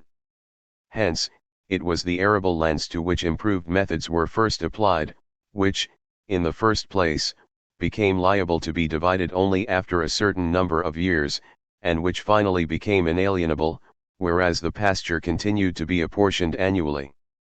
So long as the arable lands are not private property, the trees planted in the communal lands belong to those who have planted them, even though they grow in territory which is subject to periodical partition. In the villages in which collective property obtains, all the chiefs of families are co-equals. They all possess an equal right to a share in the allotment of the lands, because all originally belong to the same clan. The strangers who have come to reside there as artificers, fugitives, or prisoners of war, are entitled, after having obtained the freedom of the city, which corresponds to the antique adoption by the clan, to share in the territorial partition equally with the original inhabitants.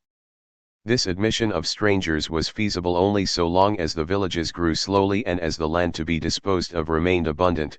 The populous villages were forced to disseminate, to send forth colonies and to clear the neighboring forests. Every family was free, indeed, to make clearances outside a given limit and during a stated period, and was held to have a possessory right in the lands which it had brought under culture. But this abundance of uncultivated land began to fail in the villages situated near the seashore or by the riverside, which, owing to their more favored position, attracted a larger number of strangers. Into these villages, which grew into small towns, it became difficult to gain admission, and for a right of sojourn certain fees were levied. 16. The newcomers were excluded from the territorial partitions, from the right of common of pasture, and from the administration of the towns. These rights were strictly limited to the primitive families, who constituted a privileged body, a sort of communal aristocracy, to wit, the municipal aristocracy, opposed alike to the feudal or warlike aristocracy and to the alien artificers. The latter, in order to resist the continual aggressions of the communal aristocracy, formed trade corporations. This division of the members of the city was throughout the Middle Ages a constant source of intestine warfare. A degree of inequality crept into the primitive families. It would happen that to one family fell an undue share of allotments, that others, in order to discharge their debts, were compelled to relinquish the enjoyment of their lots, and so forth. This engrossing of the land profoundly wounded the sentiments of equality which had not ceased to animate the members of the collectivist villages. Everywhere the monopolizers of land have been loaded with maledictions. In Russia they are called the community eaters, in Java it is forbidden to claim more than one inheritance. Isaiah exclaims, "Woe unto them that join house to house, that lay field to field, till there be no place, that they may be placed alone in the midst of the earth." v8. But among the causes that operated most powerfully in bringing misery and disorganization into the village collectivities were the fiscal charges, as witness Anglo-India. At the outset the taxes were paid in kind and proportionally to the nature of the harvest, but this mode of payment no longer answers the claims of a government which becomes centralist. It exacts money payment of the taxes in advance, taking no account of the state of the crops. The villagers, as a consequence, are constrained to apply to the usurers, those pests of the village, this vile brood, who are countenanced by the government, rob the peasant shamelessly. They transform him into a nominal proprietor, who tills his fields with no other object than to pay off his debts, which increase in proportion as he discharges them. The contempt and hatred inspired by the usurers is widespread and intense. If the anti-Semitic campaign in Russia has given rise to such sanguinary scenes in the villages, it is because the peasant made no distinction between the Jew and usurer. Many an Orthodox Christian who needed not to be circumcised in order to strip the cultivators as clean as ever the purest descendant of Abraham could have done, was robbed and massacred during the height of the fever of the anti-Semitic movement. These various causes cooperated with the development of industry and commerce to accelerate the monopolizing of the land, vested more and more in private families, and to precipitate the dissolution of the patriarchal family. Paul Lafargue. The Evolution of Property. Chapter 4. Feudal Property. Feudal property presents itself under two forms: immovable property, called corporeal by the French feudists, consisting of a castle or manor with its appurtenances and surrounding lands, as far as a capon can fly, and movable or incorporeal property, consisting of military service, aids, reliefs, fines, tithes, etc. Feudal property, of which ecclesiastical property is but a variety, springs up in the midst of village communities based on collective property, and evolves at their expense. After a long series of transformations it is resolved into bourgeois or capitalist property, the adequate form of private property. Feudal property, and the social organization which corresponds thereto, serve as a bridge from family, or, more correctly, consanguine collectivism to bourgeois individualism. Under the feudal system, the landlord has obligations and is far from enjoying the liberty of the capitalist, the right to use and abuse. The land is not marketable, it is burdened with conditions, and is transmitted according to traditionary customs which the proprietor dares not infringe. He is bound to discharge certain defined duties towards his hierarchical superiors and inferiors.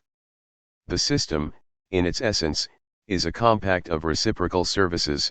The feudal lord only holds his land and possesses a claim on the labor and harvests of his tenants and vassals on condition of doing suit and service to his superiors and lending aid to his dependants.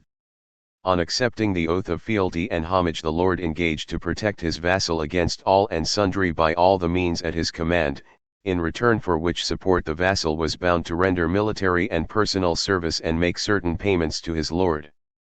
The latter, in his turn, for the sake of protection, commended himself to a more puissant feudal lord, who himself stood in the relation of vassalage to a suzerain, to the king or emperor.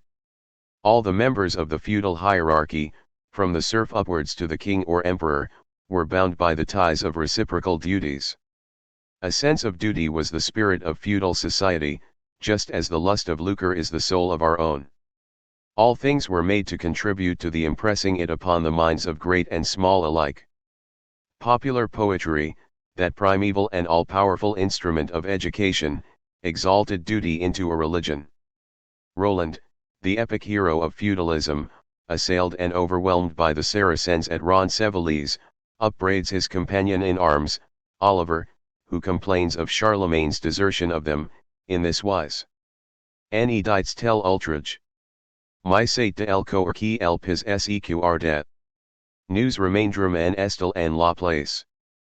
Par nous iert et les colps et les capels. Per son seigneur died hum souffrir grands mals. E endurer e force fris e grands calts. Sin died hum perdre del sang e de la carne. Faire de talents e jo de durandal. Ma bon espque li ris me dunit. Se jo I moerk, dire poet qui el avrat. Kel feud a nobili vassal. 1. Consanguine collectivism had but created the communal unit. Feudalism called forth a provincial and national life by knitting together the independent and insulated groups of a province or a nation by a reciprocity of duties and services. Viewed in this light, feudalism is a federation of baronies. The duties which the lord owed his serfs, tenants, and vassals were manifold and onerous, but with the decay of feudalism he shook off these duties, while, at the same time, he continued to exact and even aggravated, the dues and obligations which, originally, had been but the recompense of services he had rendered. Not content with neglecting his feudal duties, he raised a claim to the lands of his vassals, as also to the communal domains and forests. The feudists, justly stigmatized as feudal pens, maintained that the woodlands, forests, and meadows had immemorially belonged to the lord, who had merely resigned the usufruct thereof to his serfs and vassals. The English feudists made shorter work of it. They fabricated history and declared that at some period, sometimes vaguely associated with the feudalization of Europe, sometimes more precisely with the Norman conquest, the entire soil of England was confiscated, that the whole of each manor became the lord's domain, that the lord divided certain parts of it among his free retainers, but kept a part in his own hands to be tilled by his villains, that all which was not required for this distribution was left as the lord's waste, and that all customs which cannot be traced to feudal principles grew up insensibly through the subsequent tolerance of the feudal chief. 2. The bourgeois historians and Merlin, the terrible jurist of the Convention and destroyer of the communal lands, solicitous to trace the private form of property to the feudal period, adopted the interested thesis of the aristocrats. The history of the genesis and evolution of feudal property will prove the unsoundness of the feudists' theory and show that seigneurial property was built up by fraud and violence. 2. The feudal system appears as the hierarchical organization of authority, notwithstanding that it was the outgrowth of a society of equals, but equality could never have brought forth despotism but for the cooperation, during centuries, of events which, for the understanding of that genesis, must be kept in mind. The Teutonic tribes who had invaded Western Europe were a nomad population, in a state of barbarism nearly akin to that of the Iroquois tribes at the time of the discovery of America. Strabo tells us that the barbarians established in Belgium and in the northeast of France were ignorant of agriculture, and lived exclusively on milk and flesh, principally on pork, fresh or salt, that they possessed herds of swine, savage and dangerous as wolves, roaming at large in the immense forests which covered the country, and so abundant as to supply them with food and the means of buying the few articles they stood in need of. Strabo adds that the Gauls had similar manners, and that to know them it required but to contemplate the Germans of his time. When Caesar landed in England he found that the Britons inhabiting Kent possessed much the same manners and customs as the Gauls. They did not till the land, they subsisted on a milk diet and on flesh, and were clad in skins. They painted their bodies blue in order to strike terror into their enemies, and had their wives in common by groups of 10 or 12, including brothers, fathers and sons. 3. In Europe and elsewhere the point of departure is the same. The widest equality reigned among these barbarians, who were all warriors and hunters, and whose manners and usages tended to preserve this heroic equality. When they settled and began to practice a rude kind of agriculture, they undertook warlike expeditions for the purpose of keeping up the exercise of fighting. A war chief of renown needed but to announce that he was starting on a campaign to see warriors flock to him, eager for spoils and glory. During the expedition they owed him obedience, as did the Greek warriors to Agamemnon, but they ate at the same table and banqueted with him without distinction of persons, and the booty was divided equally and by lot. Back again in their villages, they recovered their independence and equality, and the war chief lost his authority. It is in this free and equal fashion that the Scandinavians, and in fact all barbarians, organized their expeditions. These piratical manners prevailed during the whole of the Middle Ages, when William the Conqueror and Pope Innocent III wanted to levy an army against the English and the Albigenses. It was only necessary for them to promise a division of the spoils taken from the vanquished. Before the Battle of Hastings, just as the troops were about to engage in fight, William, with a loud voice called out to his soldiers, "Fight bravely and put all to death. If we win, we shall all be rich. What I get, you shall get. If I conquer, you will conquer. If I obtain the land, you will obtain it." His Holiness the Pope used similar language on the 10th of March, in the year 1208, on stirring up the faithful to fight the heretic Albigenses. Up now, soldiers of Christ, root out impiety by every means that God may have revealed to you. The means that the Lord had revealed were fire, rapine, and murder. Drive out of their castles the Earl of Toulouse and his vassals, and seize upon their lands, that the Orthodox Catholics may be established in the dominions of the heretics. The Crusades which launched the warriors of Europe on the east were similarly organized, having the delivery of the Holy Sepulchre for pretence and plunder for object. 4. When the barbarians, in quest of territory, had conquered a country, they either put the inhabitants to death, as the Hebrews did, by divine order, or contented themselves with ransacking the towns. They settled in the country, which they set about cultivating in their own way, and allowed the vanquished to live alongside of them according to their own customs and usages. But when they became sedentary and cultivators of the land, they little by little lost their warlike habits, although some of them remained invincibly attached to the primitive manners.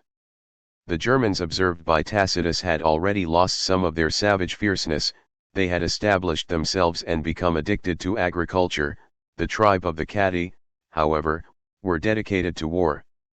Always in the forefront of battle, they occupied the most dangerous posts. They possessed neither houses nor lands, nor had they cares of any sort. Wherever they presented themselves they were entertained. These warriors formed a kind of standing army, charged with defending those of their countrymen who were engaged in agricultural pursuits. But no sooner had the invading barbarians established themselves and lost their native vigor than other barbarians pounced upon them as on an easy prey, and treated them like a conquered people. During many centuries compact masses of barbarians overran Europe. In the east, the Goths, Germans, and Huns; in the north and west, the Scandinavians, in the south, the Arabians, desolating the towns and country in their passage. And when from east and north and south this human flood had ceased to pour down into Europe, and when the barbarians had lost their nomadic habits and resumed the work of civilization which they had arrested and frustrated, there was unloosed another scourge. Bands of armed men overspread the country, plundering and ransacking and levying contributions on every side. The battle over, the soldiers of the hostile armies fraternized and started on an expedition on their own account. 5. During many centuries people lived in continual fear of robbery, kidnapping and murder. The invasions of the barbarians that ruined and disorganized the country did not prevent the tribes already settled from quarreling among themselves. These constant internecine quarrels render barbarian nations powerless in the face of strangers. They are unable to stifle their clan hatreds and their village feuds in front of a common enemy. Tacitus, intent solely on the supremacy of the Romans, adjured the gods to foment this disastrous discord, for, said he, fortune can bestow no higher benefit on Rome than the dissensions of her enemies. 6. The inhabitants of the towns and provinces were constrained, for safety's sake, to live in fortified places. The charters of Auvergne of the 11th and 12th centuries designate such villages by the term of castra, camp. In the towns and boroughs houses were constructed in view of the necessity of sustaining a siege. The village collectivities which, at the outset, were composed almost exclusively of individuals belonging to the same clan, and consequently equals, elected chieftains charged with their defense, who eventually came to gather into their hands the several rights of jurisdiction, of settling differences, of interpreting the customs, and maintaining order. The Franks in their barbarous Latin called such a chieftain grafio, from graf the German for count. The elected chief of the village collectivities are the feudal barons in embryo. In the beginning they were simply public officers subjected to the authority of the Council of the Elders and the popular assemblies, and with the execution of whose decisions they were charged. They were severely punished for every neglect of duty. 7. The grafio of the Frankish tribes who omitted to expel a stranger whose expulsion had been voted by the assembly was immersed in a fine of 200 gold solidi, lex salica. This was exactly the sum assessed as composition for murder, war guild. The powers which were at a later date to become the appanage of the feudal lords, belonged to the community met in full assembly, folkmoot. All of the inhabitants were bound to attend in arms, under penalty of a fine. Certain village collectivities possessed serfs, as, later on, did the lords. The laws of Wales, collected in 940, by order of King Holdu, and published in 1841 by A. Owen, indicate the mode of election and the qualities and the functions of these village chiefs which do not substantially differ from those of the barbarian war chief. The chief of the clan was chosen by all the heads of families having wives and legitimate offspring, and he held his office for life. Among certain peoples his functions were temporary and revocable. It was imperative that he should speak on behalf of his kin and be listened to, that he should fight on behalf of his kin and be feared, that he should be security on behalf of his kin and be accepted. When he administered justice he was assisted by the 7 oldest villagers. Under his orders stood an avenger, charged with executing vengeance, for justice at that epoch was but revenge, the lex talionis, blow for blow, wound for wound. On the first alarm, after the clamour, called harrow by the Normans and byafor by the Basques, the inhabitants were bound to issue forth from their houses in arms and place themselves under their chieftain's command. He was the military chief, to whom all owed fidelity and obedience. Whoever failed to respond to his appeal was fined. In certain boroughs we find a military organization. Example, at Tarbes the inhabitants were formed into tithings having at their head a tithing man, whose office it was to see that all the men were armed and that their arms were in good condition. 8. All functions amongst barbarian tribes tend to become vested in certain families. The weavers, smiths, priests, and magicians' callings are handed down from father to son. It is in this way that castes arise. The chief, charged with the maintenance of order at home and the duty of defense abroad, was chosen out of the body of the inhabitants, but little by little it became the habit to choose him out of the same family, which, ultimately, itself designated the chief of the community and omitted the formality of an election. It would be erroneous to suppose that in the beginning the chieftainship carried with it any special privilege, so far, indeed, was chieftainship from being coveted, that the man elected by the community was made liable to a fine if he refused to accept the charge. At Folkestone, if either the mayor or any of the jurats refused to assume their respective offices upon being elected, the commoners were to go and beat down their principal messuage. At Hastings it was a law that if the bailiff will not accept the charge, all the commoners shall go and beat down his tenement. 9. Greatness was dangerous. The Scandinavians, in great calamities, in a pressing famine, for example, sacrificed their king, as the highest price with which they could purchase the divine favor. In this manner the first king of Varmaland, a province of Sweden, was burnt in honor of Odin, to put an end to a great dearth. Earl Hakon, of Norway, offered his son in sacrifice to obtain of Odin the victory over the Jomsburg pirates, and Gideon immolated his daughter to Jehovah for a similar reason. The Indian village communities observed in our day have, for public officers, weavers, smiths, schoolmasters, Brahmins, dancers, etc., who are in the service of the community, which rewards them by a lodging, an allowance of grain, and the allotment of a plot of land cultivated by the villagers. 10. In early Greece the demiurgoi seem to be the analogues of these Hindu officials. Homer mentions the herald, the prophet, the bard, all of whom, although we cannot trace their exact position, appear to have exercised some kind of public function. Among the Celtic clans similar classes are known to have existed. 11. The chiefs elected by the village collectivities were treated in the same way as the officers of the Hindu villages. Their companions, in reward of their services, allotted them a larger share of land than to the rest of the inhabitants. Thus, in the borough of Malmesbury, the alderman, who was the chief man, was annually granted a piece of land, known as the alderman's kitchen, in order that he might devote himself exclusively to the discharge of his office. His fields were cultivated by the commoners, who allowed him a share in their harvest and livestock. 12. At the outset no special distinction marks out the elected chief, but the practice of continuously choosing him in the same family ended by creating a privilege that was changed into a hereditary right. The head of the privileged family became, by right of succession, and without requiring to submit to an election, the natural chief of the village. The royal authority had no other origin than this in the Frankish tribes. The Luds must be the heads of the families of the clan which are charged with furnishing the military chieftains, just as, among the Hebrews, the tribes of Levi must furnish the priests. They resided with the king and were partakers of the royal councils. Upon occasions they resisted him and even offered him violence. It was these Luds who elected the king, whose functions became hereditary. The village collectivities were perpetually at war with one another. In the partitions of the conquered lands the share of the chieftain and his family was, doubtless, more considerable than that of the commoners. To the privilege of birth was gradually superadded that of property.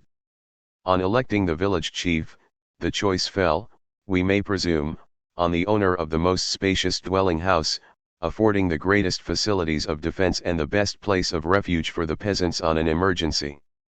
This strategical advantage, which, originally, may have been a matter of accident, came to be a condition exacted from every chieftain. In the Indian villages beyond the border the burj, or watchtower, is always attached to the house of the chief, and in constant use as a place of refuge and observation. During the feudal period every lord was bound to possess a castle or fortified house having a courtyard protected by moats and drawbridges, a large square tower and a grist mill, to enable the peasants to shelter their crops and cattle, grind their corn and organize their defense. The chieftain's dwelling house was considered as a sort of common house, and actually became such in times of danger. The members of the village collectivities applied themselves to repairing and fortifying it, surrounding it with walls and trenches. It was the custom for the members of a village to aid in the construction and repair of the houses of all the inhabitants without distinction. This custom is the origin of the right possessed by the feudal lord to compel his vassals and tenants to contribute towards the construction of the fortifications in time of war. And the commentary of the feudal writer indicates the origin of the right. And as these fortifications serve alike for the security of the country and the towns, the safety of persons, and the conservation of property, non-residents owning lands in the locality are bound to contribute towards the same. The barbarians, who were more of warriors than of cultivators, defended their houses and villages themselves. On the first alarm they rushed forth in battle array and placed themselves under the command of the chieftain, to assist him in beating back the aggressors. In the watchtower they mounted guard by day and watched at night.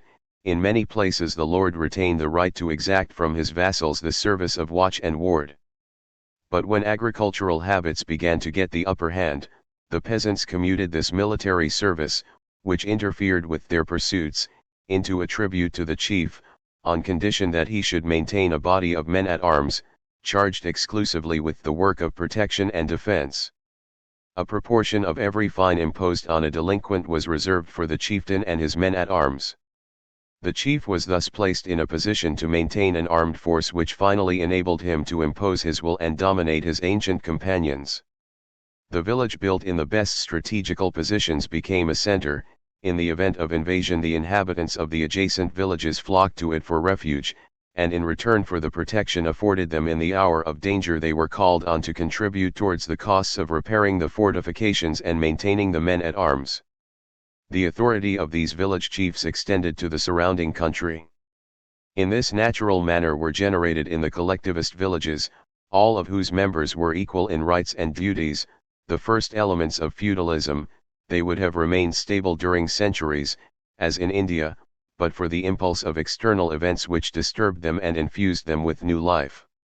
Wars and conquests developed these embryonic germs, and by agglomerating and combining them, built up the vast feudal system diffused during the Middle Ages, over Western Europe. What in modern times has taken place in India helps us to realize the role of conquest in transforming the village chieftain into the feudal baron. When the English, established along the sea coasts, extended their dominion inland, they were brought into contact with villager organized in the manner described above. Every agricultural group was commanded by a peasant, the headman, who spoke in its name, and negotiated with the conquerors. The English authorities did not trouble to inquire into the origin and precise nature of his powers, or of the office held by him in the community. They preferred to take for granted that he was the master of the village of which he was but the representative, and to treat him as such. They enhanced and solidified his authority by all the weight conferred by the right of the strongest, and on divers occasions assisted the headman in oppressing his quondam companions, and despoiling them of their rights and possessions. The medieval conquerors acted in an analogous fashion. They confirmed the local chiefs in their possession of those posts in the villages which were too unimportant to be bestowed as benefices on their liegemen, and, in return, made them responsible for the levying of the taxes and the conduct of their dependants, thereby according them an authority they had not previously possessed in the village collectivities. But in every strategical place they installed one of their own warriors. It was a military post which they confided to him. The length of tenure of such posts, called benefices, was subject to variation. At first, they were revoked at pleasure, afterwards granted for life, and ultimately became hereditary. The beneficiary tenants took advantage of circumstances to turn their hereditary possessions into allodial property, i.e., into land exempt from all obligations. In France the early kings were repeatedly obliged to make ordinances against this kind of usurpation. Let not him who holds a benefice of the emperor or the church convert any of it into his patrimony, says Charlemagne in a Capitulary of the year 803, Cap 8, s.3. But such ordinances were powerless to prevent the conversion of military chiefs into feudal barons. It may be said, therefore, that the feudal system had a dual origin. On the one hand it grew out of the conditions under which the village collectivities evolved, and on the other it sprang from conquest.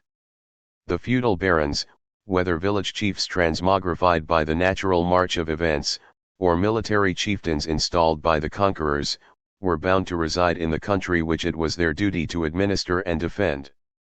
The territory they possessed and the dues they received, in the shape of labor and tithes, were the recompense of services rendered by them to the cultivators placed under their jurisdiction. The barons and their men-at-arms formed a permanent army, nourished and maintained by the inhabitants whom they directly protected. 13. The baron owed justice, aid, and protection to his vassals, and these, in their turn, owed fidelity and homage to their lord. At every change, consequent on the death of either lords or vassals, the vassal was bound, within a space of 40 days, to repair to the principal manor there and not elsewhere, to indicate that he only swore fealty prospectively to a refuge in the baron's castle. If the lord was absent and had left no representative, the vassal made a vow of fealty in front of the manor door, and caused the fact to be entered on the records. He was bound to come with his head uncovered and his belt ungirded, without sword and spurs, and to kneel down with his hands joined. The lord, in accepting his oath, took his vassal's hands into his own, in token of union and protection. The vassal thereupon enumerated the lands and dependencies which he placed under the safeguard of his lord. In early times he brought with him a clod of turf from his fields. Occasionally, too, the lord was the first to take his engagements towards his vassals. In the Furs de Bigorre, customary of Bigorre, it is said that the Comte de Bigorre, before receiving the oath of the inhabitants of the land, delegated to that effect, shall himself take the oath that he will change nothing in the ancient customs, nor in such as he shall find the people in possession of. He must have his oath confirmed by that of 4 nobles of his domain. The vassal owed military service to his lord when a foreign army had invaded his territory, when he wanted to deliver his besieged castle, or when he set out on a declared war, a war, that is to say, entered upon in the interests of the inhabitants. But, although closely bound to him, the vassal might abandon his lord in certain cases specified in the capitularies of the years 813 to 816, to wit, if his lord had sought to kill him or reduce him to slavery, beaten him with a stick or sword, disinured his wife or daughter, or robbed him of his patrimony. So soon as the authority of the feudal nobility was constituted, it became, in its turn, a source of trouble to the country whose defense it had been charged with. The barons, in order to enlarge their territories and extend their power, carried on continual warfare among themselves, only interrupted now and again by a short truce necessitated by the tillage of the fields. The wars of the barons may be compared to the industrial and commercial competition of modern times. The outcome is the same, both alike culminate in the concentration of property, and the social supremacy which it bestows. The vanquished, when not killed outright or utterly despoiled, became the vassals of the conqueror, who seized upon a portion of their lands and vassals. The petty barons disappeared for the benefit of the great ones, who became potent feudatories, and established ducal courts at which the lords in vassalage were bound to attend. It frequently happened that the barons turned highwaymen, who plundered the fields and robbed the towns and travellers. They deserved the epithets of gens pilhams, gens tuesdayhams, killers and pickers of men, which were applied to them. 14. The towns were constrained to put themselves under the safeguard of the king or great feudatories, who concentrated the lands and feudal power, and changed the barons into courtiers. But in proportion as the petty barons disappeared, by so much the warfare slackened between castle and castle, a measure of tranquility was restored to the country, and the necessity for feudal protection ceased to be paramount. The lords, consequently, were in a position to absent themselves from their domains and to betake themselves to the ducal and royal courts. Thither they went to play the courtier, and ceased to act as defenders of their vassals and dependants. From the hour that the cultivator no longer stood in need of military service, the feudal system had no reason to exist. Feudalism, born of warfare, perished by warfare. It perished by the very qualities which had justified its existence.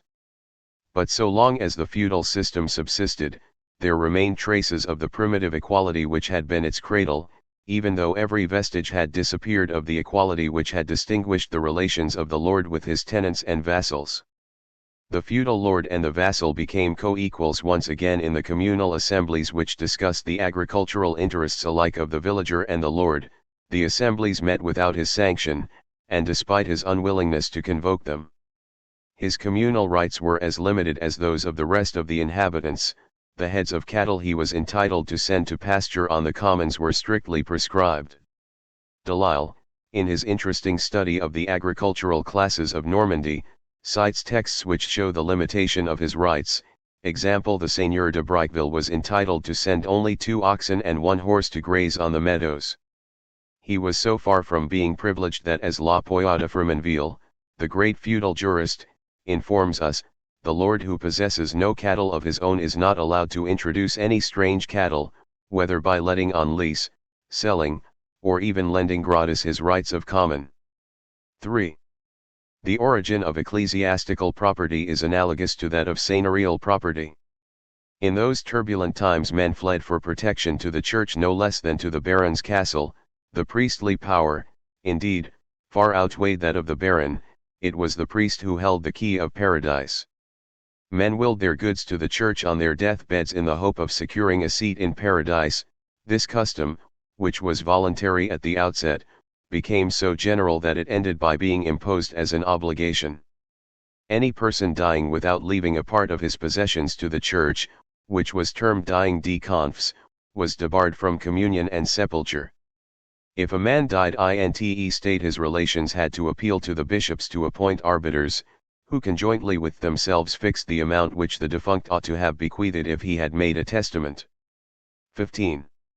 The fear of the end of the world in the millennium contributed to multiply the donations to the priests and monasteries, for where was the use of keeping one's lands and chattels when men and beast were about to perish, and the hour of judgment was at hand? But when the year 1000 had passed away without any sort of cataclysm, people recovered from their fright, and bitterly regretted having parted with their belongings during their lifetime. With a view to intimidating the good people who demanded the restitution of their goods, the church had recourse to anathemas and maledicions. The cartularies of the period abound with formulas of maledictions calculated to strike terror into the hearts of the donator and his relations. Here is a sample of the imprecations which frequently recur in the records of Auvergne. If a stranger, if any of your relations, if your son or your daughter should be insensate enough to contest this donation, to lay hands upon the goods dedicated to God and consecrated to his saints, may they be struck, like Herod, with an awful wound.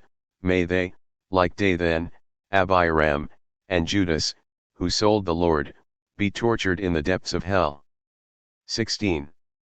But the property of the church was derived, also, from other less turbid sources. Men gave away their possessions and even their persons in exchange for her temporal protection. The major part of the acts of voluntary slavery, obnoxatio, says Gerard, were prompted by the spirit of devotion, and by the indulgence practiced by the bishops and abbots towards their serfs, and by the benefits which the law accorded them. 17. The serfs and vassals of the church and monasteries enjoyed equal privileges with those belonging to the king. They were entitled to a threefold compensation in case of injury, damage, or death. The king and the church undertook to prosecute the culprit, whereas, ordinarily, that was the business of the family of the injured person. The convents were fortified places able to sustain regular sieges, and the monks were experts in the use of arms. At Hastings, churchmen fought on both sides. The Abbey of Hidda, a convent situated in Winchester, had brought Harold a contingent of 12 monks, who all fell fighting. The high dignitaries of the church were military chieftains, who laid down their cross and chasuble to grasp a sword and don a cuirass. Many, like the Bishop of Cahors, when they officiated, solemnly deposited on the altar their casque, cuirass, sword, and iron gauntlet. Roland at Roncesvalles says to Oliver, in praise of Archbishop Turpin, "Li arcivisques est multiple bones chevaliers. Non ad miler and terra, de sus ciel. Bien set ferrier e de lance e d'espiat." In their enthusiasm for his prowess. Dien français, ci ad grand vassalage. En l'arcivisque est bien la croce salve. Car placet diochuus de telephones 8 Carls. 18. During the feudal period the clergy alone possessed instruction, this, like their weapons, they placed at the service of the parishioners who maintained them. Many a time they interposed between the rural populations and the lords who oppressed them, just as in Ireland, nowadays, the inferior clergy make common cause against the landlords with the farmers and peasants who provide for their subsistence. But if between the rural and urban populations and the priests there subsisted a close union, the clergy were often at war with the feudal nobility.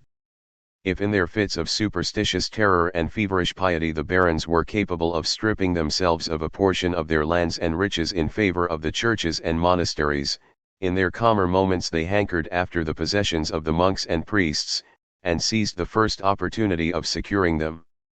The early kings and military chieftains bestowed churches and monasteries on their liegemen and soldiers as rewards. From the 8th to the 11th centuries a considerable number of churches were in the hands of laymen. The kings of France down to the 18th century had conserved the droit de regale, which entitled them to all the fruits of the vacant bishoprics. When Henry VIII, the Bluebeard of English story and the Supreme Pontiff of England, in order to reform the Church, suppressed not fewer than 645 monasteries, 90 colleges, 2,374 chantries and free chapels, 100 hospitals, with revenue amounting to 2 millions per annum, and shared the plunder with his courtiers and concubines, he practiced on a larger scale what all his predecessors had done. The nobility and clergy, the two classes who during the Middle Ages struggled for supremacy, discharged important and necessary functions. The tithes and soccage duty they received were the price of the services they rendered. 4. Feudal burdens outlasted the feudal barons, who vanished when they had grown useless. These dues became the appanage of nobles, often of middle-class origin, who did not render the services of which these dues had been the meed. Violently attacked by the bourgeois writers, and energetically defended by the feudists, they were definitely suppressed in France by the Revolution of 1789. The earlier English Revolution, which established bourgeois authority, the House of Commons by the side of the House of Lords, has allowed a number of feudal privileges to subsist which are anachronisms at a time when the aristocratic or landed classes are simply a wing of the great middle class in every sense of the word. The political economists and liberal bourgeois of this century, instead of investigating the origin of feudal obligations, exposing the transformations they have undergone, and explaining the necessity thereof, have fancied that they were giving proofs of learning and liberality of spirit by a sweeping condemnation of everything in any way connected with the feudal system. Howbeit, it is imperative for the understanding of the social organization of the Middle Ages to ascertain the signification of these obligations, which are the movable form of feudal property. It would be wearisome to pass in review all of the feudal obligations. I will confine myself to those which have more especially roused the ire of the bourgeois writers, and try to show that if they were maintained and aggravated by force, they had been, at the origin, freely consented to. Soccage. We have seen that the feudal baron, when not a military chieftain installed by a conqueror, was, as a rule, a simple citizen, a member of the community distinguished by no special privileges from the rest of the villagers, his co-equals. Like these he received his allotment in the partition of the lands, and if his acres were cultivated for him by the commoners this was done that he might devote himself exclusively to their defense. Haxthausen has observed that the Russian lord continued to receive a quarter or a third of the territory of the mere which was cultivated by the villagers. Latreuf-Montmalian says that in France the proportion of the communal lands allotted to the lord varied according to the nature of the rights of the inhabitants. It amounted to 2/3 when the peasants' rights of common extended to the domain forests, and to 1/3 only when the rights were confined to the communal forest. 19. With the increase of the possessions of the barons and the monks, there followed a lack of serfs to cultivate their lands, wherefore they gave their arable and bordelage to peasant collectivities, eating from the same pan and off the same loaf, to use the language of the period. 20. But, whether freemen or serfs, the tenants owed a certain number of days of work to the feudal lord, to till his field or house his corn. As, at this period, production of commodities and commerce did not as yet exist, the baron, no less than the peasant, was obliged to produce all that was requisite to supply his wants. In the feudal habitation there existed workshops of every description for the manufacture of arms, farming implements, stuffs, clothing, etc., in which the peasants and their wives were bound to work for a certain number of days in the year. The female laborer was under the direction of the lady of the manor herself, and the workshops for the same were termed genitiae. The monasteries likewise possessed workshops for females. 21 These workshops were rapidly turned into harems for the lords and their retainers, and even into dens of debauchery, in which the barons and the priests debauched their female serfs and vassals. The word genitiaria, woman working in the genitia, became synonymous with prostitute. Our modern brothels, as we see, have a religious and aristocratic origin. In the beginning the number of days of work due to the baron by his vassal was insignificant, in some places it amounted to 3 days in the year. 22 In France, the royal ordinances, in default of a contract or custom, prescribed the number of 12 days. Villein soccage was harder, but the service was not to exceed 3 days a week, and the serfs had, further, the enjoyment of a small field which the lord had ceded to him and from which he could not be expelled. He had also a share in the baron's harvest and a right of pasture in the forest and arable lands. Count Grasparin, who was Minister of Agriculture under Louis XVIII, in his Treaty on Fermage, published in 1821, states his belief in the superiority, as regards the landed proprietor, of the system of metayage to that of soccage. But in the decline of the feudal system the lords abused their power to aggravate soccage.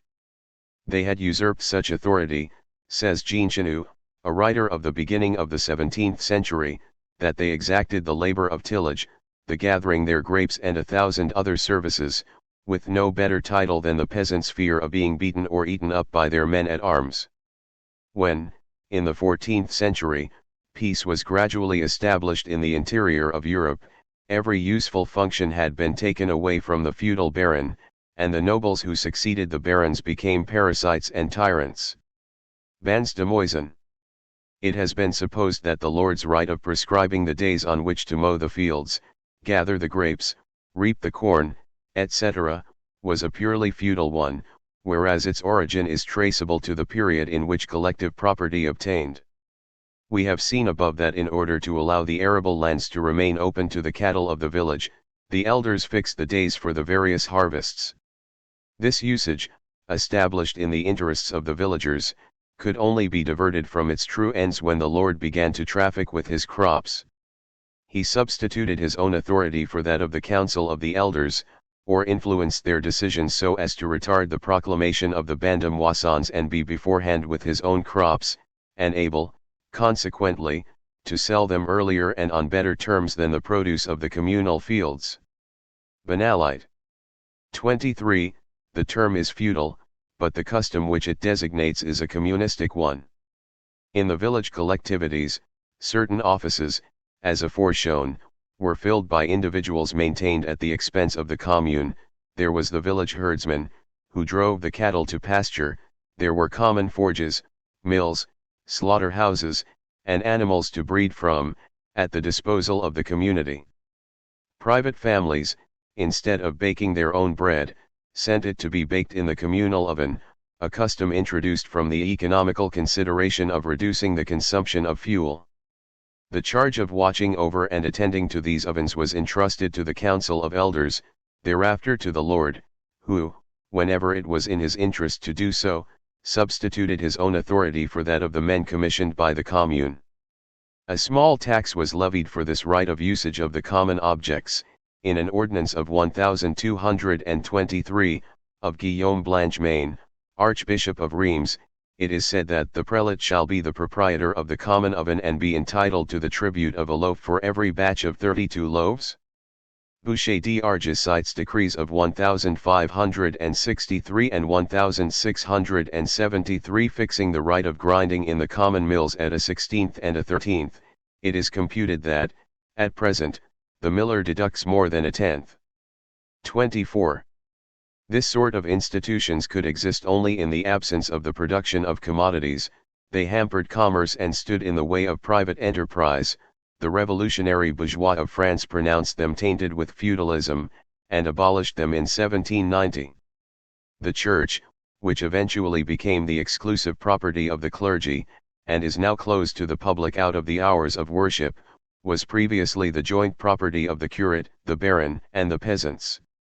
The chancel and altar belonged to the lord and curate. They were bound to repair the woodwork, flooring, seats, etc., but the nave belonged to the peasants, who used it for their markets, communal assemblies, and dancing parties, or as a storehouse for their crops in case of need. 25 Mr. Thorold Rogers says that in all cases the church was the common hall of the parish, and a fortress in time of danger, occupying the site of the stockade which had been built when the first settlers occupied the ground. 26 The church bells, likewise, belonged to the peasants, who set them pealing to announce their assemblies, or to apprise the villagers of fires or hostile attacks. In the judicial archives of the French provinces of the 17th and 18th centuries, we find frequent mention of judgments rendered against the bells for having warned the peasants of the arrival of the collectors of the salt tax. They were sentenced to be taken down and whipped by the hands of the executioner, notwithstanding that they had been consecrated and blessed by a most solemn ceremony, in which the oil of Saint Chrism and myrrh and incense had been used and many prayers recited. The church was the house of God, elevated in the face of the feudal manor, and the feudal peasants gathered together under the shadow of it as around a strong and tender mother. The tithe raised on the harvests of the peasants and the nobles in favor of the church, was, in the beginning, optional. Just as it is in Ireland at the present hour, it was paid alike to the priest and sorcerer.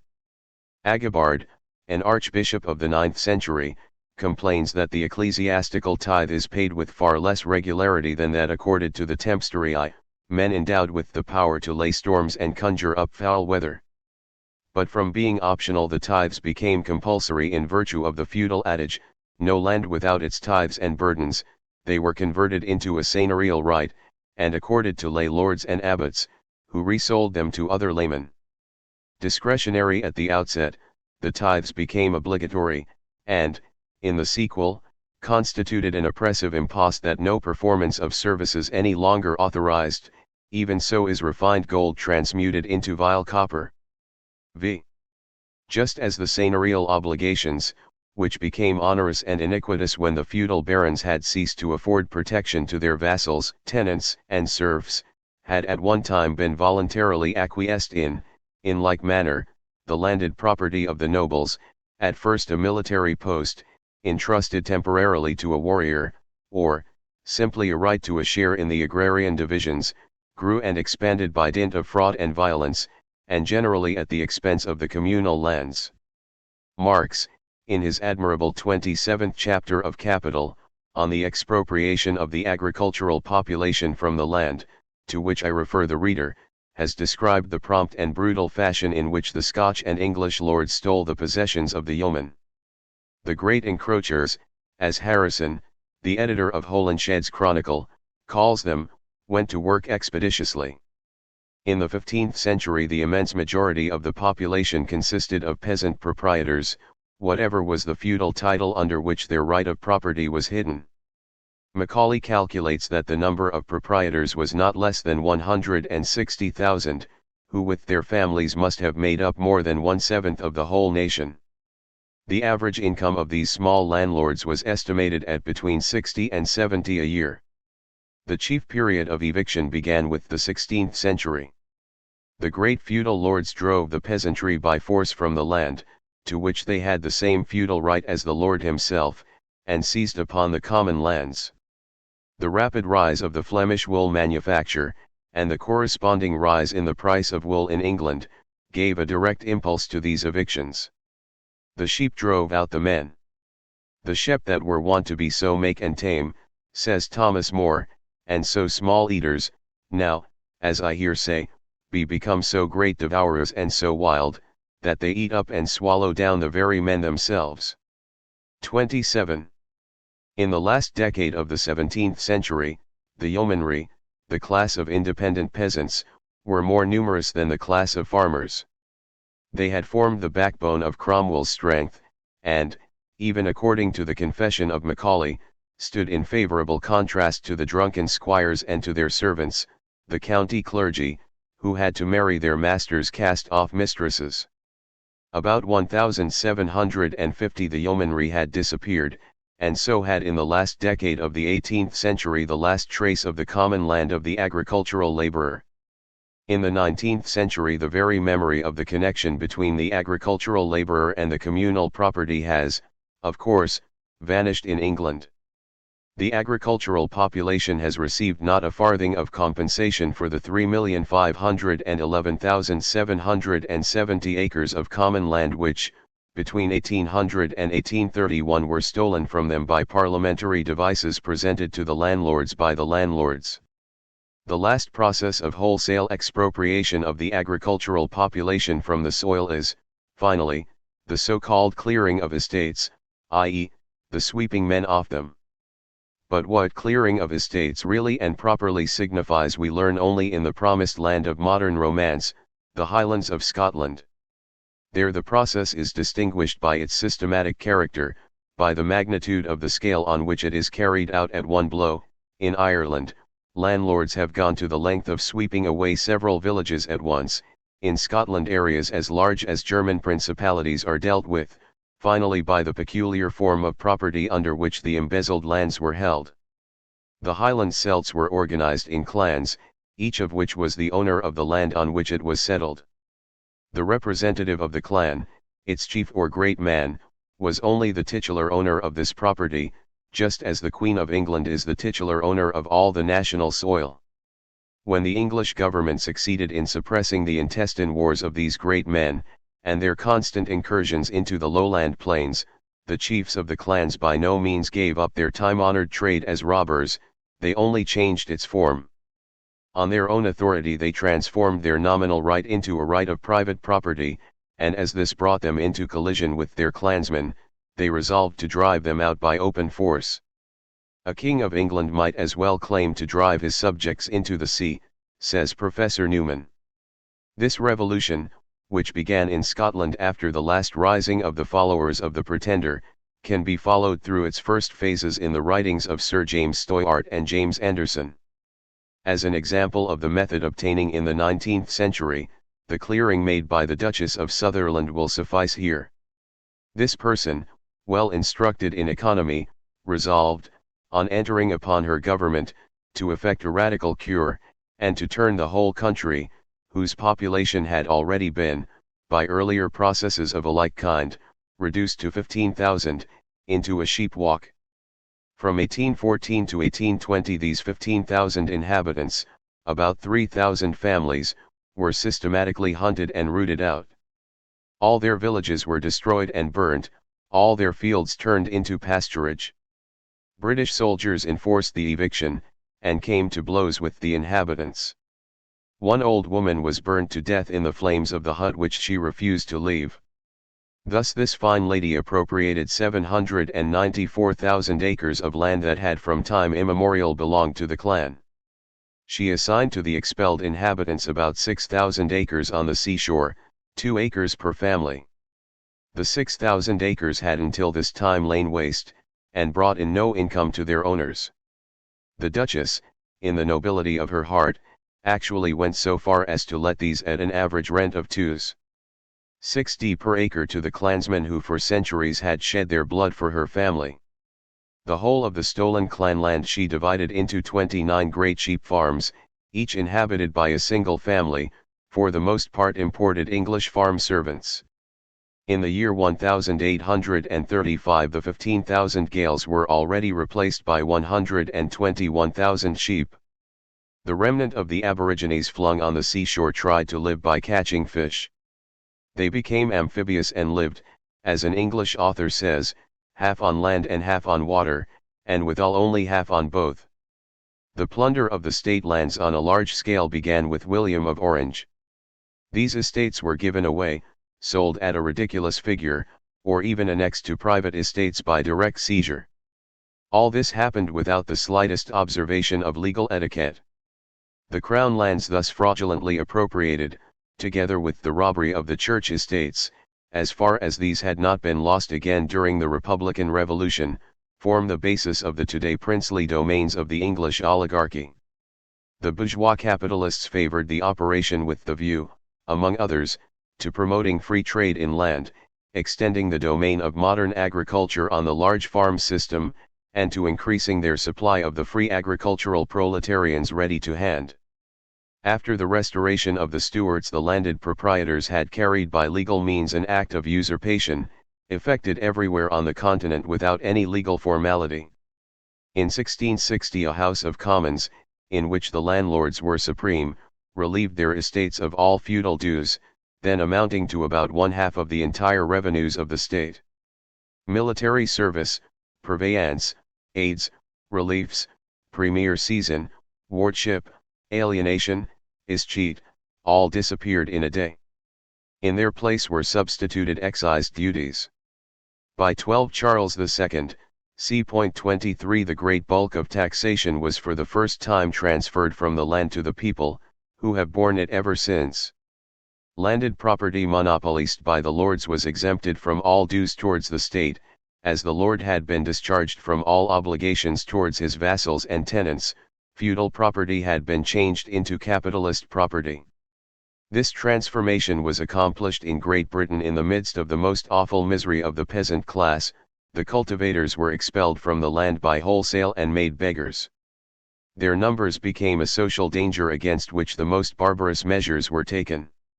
Legislation treated them as voluntary criminals, and assumed that it depended on their own will to go on working under the old conditions that no longer existed. In England this legislation began under Henry VII. Henry VIII, 1530, beggars old and unable to work receive a beggar's license. On the other hand, whipping and imprisonment for sturdy vagabonds. They are to be tied to a cart tail and whipped until the blood streams from their bodies, then to swear an oath to go back to their birthplace, or to where they have lived the last 3 years, and to put themselves to labor. What grim irony! In 27 Henry VIII the former statute is repeated, but strengthened with new clauses. For the second arrest for vagabondage the whipping is to be repeated and half the ear sliced off, but for the third relapse the offender is to be executed as a hardened criminal and enemy of the common weal. Elizabeth, 1572, unlicensed beggars above 14 years of age are to be severely flogged and branded on the left ear unless someone will take them into service for 2 years, in case of a repetition of the offense. If they are over 18 they are to be executed, unless someone will take them into service for 2 years, but for the third offense they are to be executed without mercy as felons. Similar statutes, 18 Elizabeth, c.13, and another of 1597, James I, anyone wandering about and begging is declared a rogue and a vagabond. Justices of the peace in petty sessions are authorized to have them publicly whipped, and for the first offense to imprison them for 6 months, for the second 2 years. Whilst in prison they are to be whipped as much and as often as the justices of the peace think fit. Incorrigible and dangerous rogues are to be branded with an R on the left shoulder and set to hard labor, and, if they are caught begging again, to be executed without mercy. These statutes, legally binding until the beginning of the 18th century, were only repealed by 12 c.23. Albeit not a single nation in Europe can boast of having raised an aristocracy that accomplished its work of monopolising the land with anything like the rapacity and ferociousness of Scotch and English landlords.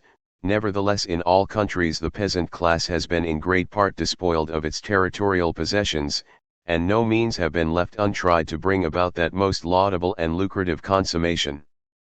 Let me enumerate a few of the devices that were resorted to in France. The feudal obligations, aids, and fines became so excessive that the peasants commuted for them by ceding to the lords a portion of the common lands. These cessions of territory, greedily hungered after by the feudal lords, would appear, well nigh all of them, to have been obtained by the aid of artifice. The nobles corrupted a certain number of villagers who managed to constitute in their own persons the general assembly of the commune that voted the cessions, Hence we come across royal ordinances in France which specify that for a cession of territory to be valid it must be voted in an assembly of all the inhabitants of the commune. The robbers of the communal lands did not invariably employ Jesuitical means, they often plundered with open brutality. In the 16th century, a period when the industrial and commercial bourgeoisie were rapidly developing, the communal lands were coveted at one and the same time by the nobles and by the bourgeois speculators. The towns were enlarged to meet the new requirements, and agriculture increased its yield. The development of agriculture was the great object of the speculators. Under the pretext of giving increased extension to the arable lands, they induced the king to grant them, by royal edict, the right of bringing under culture the waste lands. They hastened to include in the category of waste lands the communal territories, and proceeded to wrest them from the peasants, who took up arms in their defense, and to vanquish whose resistance the speculators were compelled to appeal for aid to the armed force of the state. The nobles had recourse to chicanery in order to win possession of the village territories. They pretended that the lands owned by the peasants did not correspond with their title deeds, which was perfectly true. They insisted on the verification of their claims, and confiscated what was held by imperfect titles for their own benefit. Upon occasion they proceeded after a revolutionary fashion. They destroyed the title deeds which they had got hold of, and so disabled the peasants from establishing their rights to the fields now left without an owner, whereupon in virtue of the feudal adage, pas de terre sans seigneur, the nobles seized upon the peasants' territory. The autos de fait of proprietary titles, held by the peasants during the Revolution of 1789, were in retaliation of the suppression of the peasant titles perpetrated by the nobility of the 16th century. The forests were grabbed up more brutally, eschewing all legal formalities. The lords adjudged to themselves the ownership of the woods and underwood. They enclosed the forests and forbade hunting, and abolished the right of estover, the right of taking wood for fuel and for the repairs of houses, fences, implements, etc. These encroachments of the nobles on the forest lands, which were the common property of the village, gave rise to terrible revolts of the peasants. The Jacqueries 28, which broke out in the middle of the 14th century in the provinces of the north and the centre of France, were, in fact, occasioned by the pretensions of the nobles to forbid hunting and to interfere with the rights of common in the forests, and the enjoyment of the rivers. Similar conflicts arose in Germany, such as the famous revolt of the Saxons against the Emperor Henry II, and that of the Suabian peasants, who, in the time of Luther, took up arms against the lords who debarred them from the enjoyment of the forests. These peasant insurrections compelled the lords on several occasions to respect the ancient rights of common, which consisted in the right, limited only by the peasant's wants, to take wood and brushwood for hedging, firing, and repairing his implements, hedgeboat, fireboat, and plowboat, and in the right of common pasture, or the right to send his cows, horses, swine, and in some cases his goats, to graze on the commons throughout the year, the month of May alone excepted. So firmly rooted were these rights that La Poyat de Fremonville declared, in 1760, that even in the event of their abuse by the peasants they could not be taken away from them, for the right of usage is perpetual, and being so, it is accorded alike to the actual inhabitants and to those who may come after them. One cannot strip of an acquired right even those who are as yet unborn. But the revolutionary bourgeoisie of 1789 felt none of the feudal legists' respect for the peasants' rights, and abolished them for the benefit of the landed proprietor.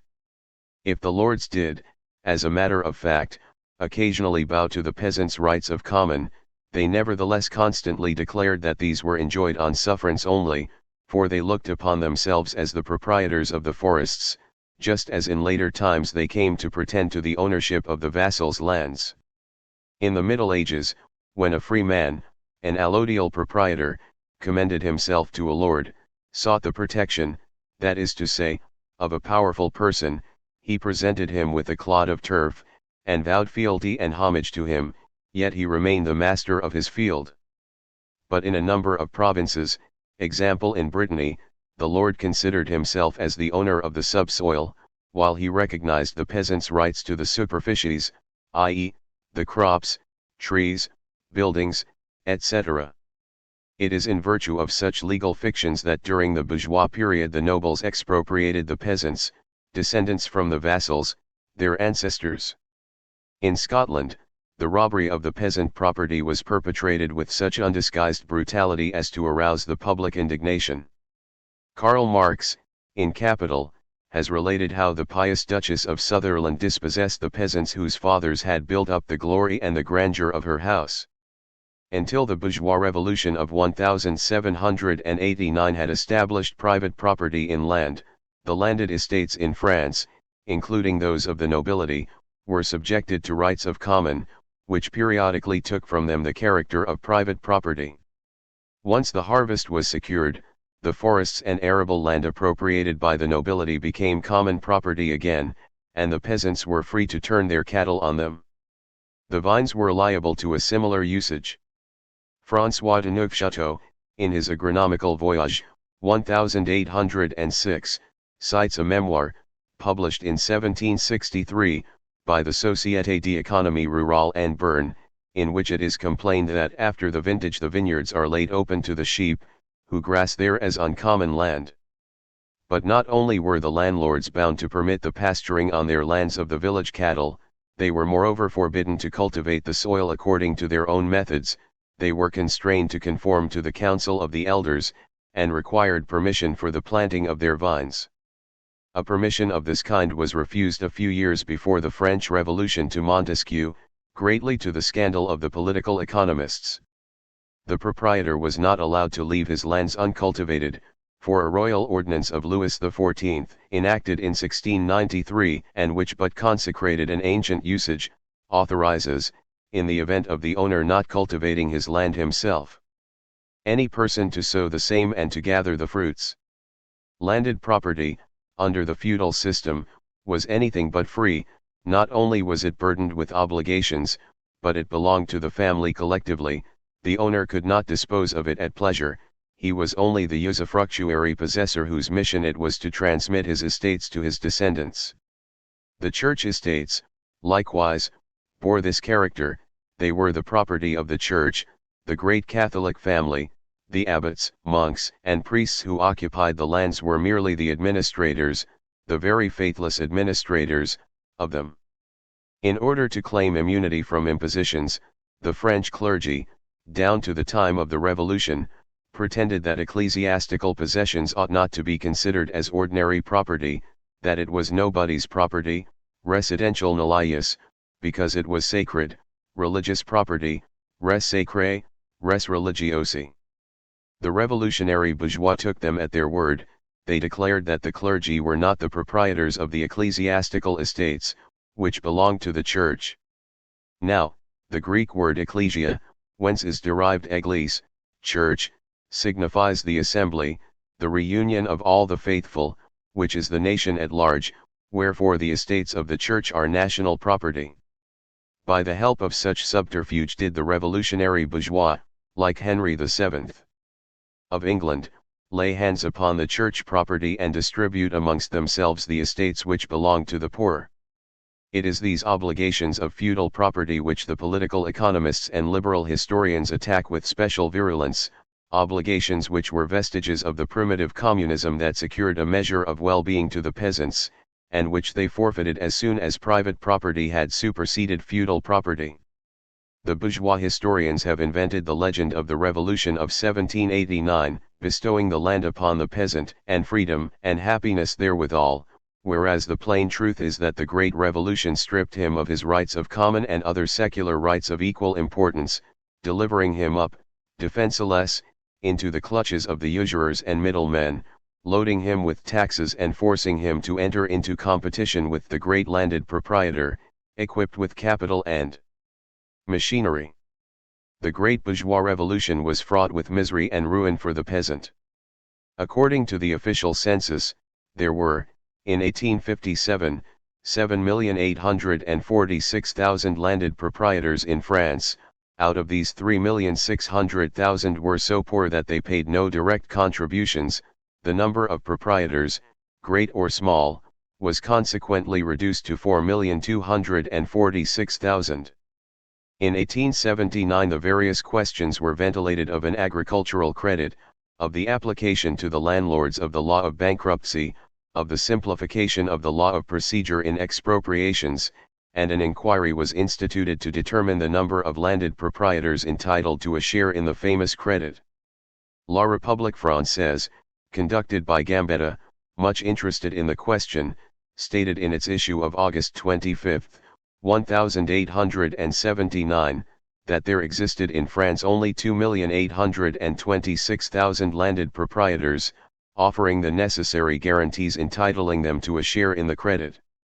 Thus from 1851 to 1879 the number of landed proprietors deserving of the name had dwindled to 1,420,000.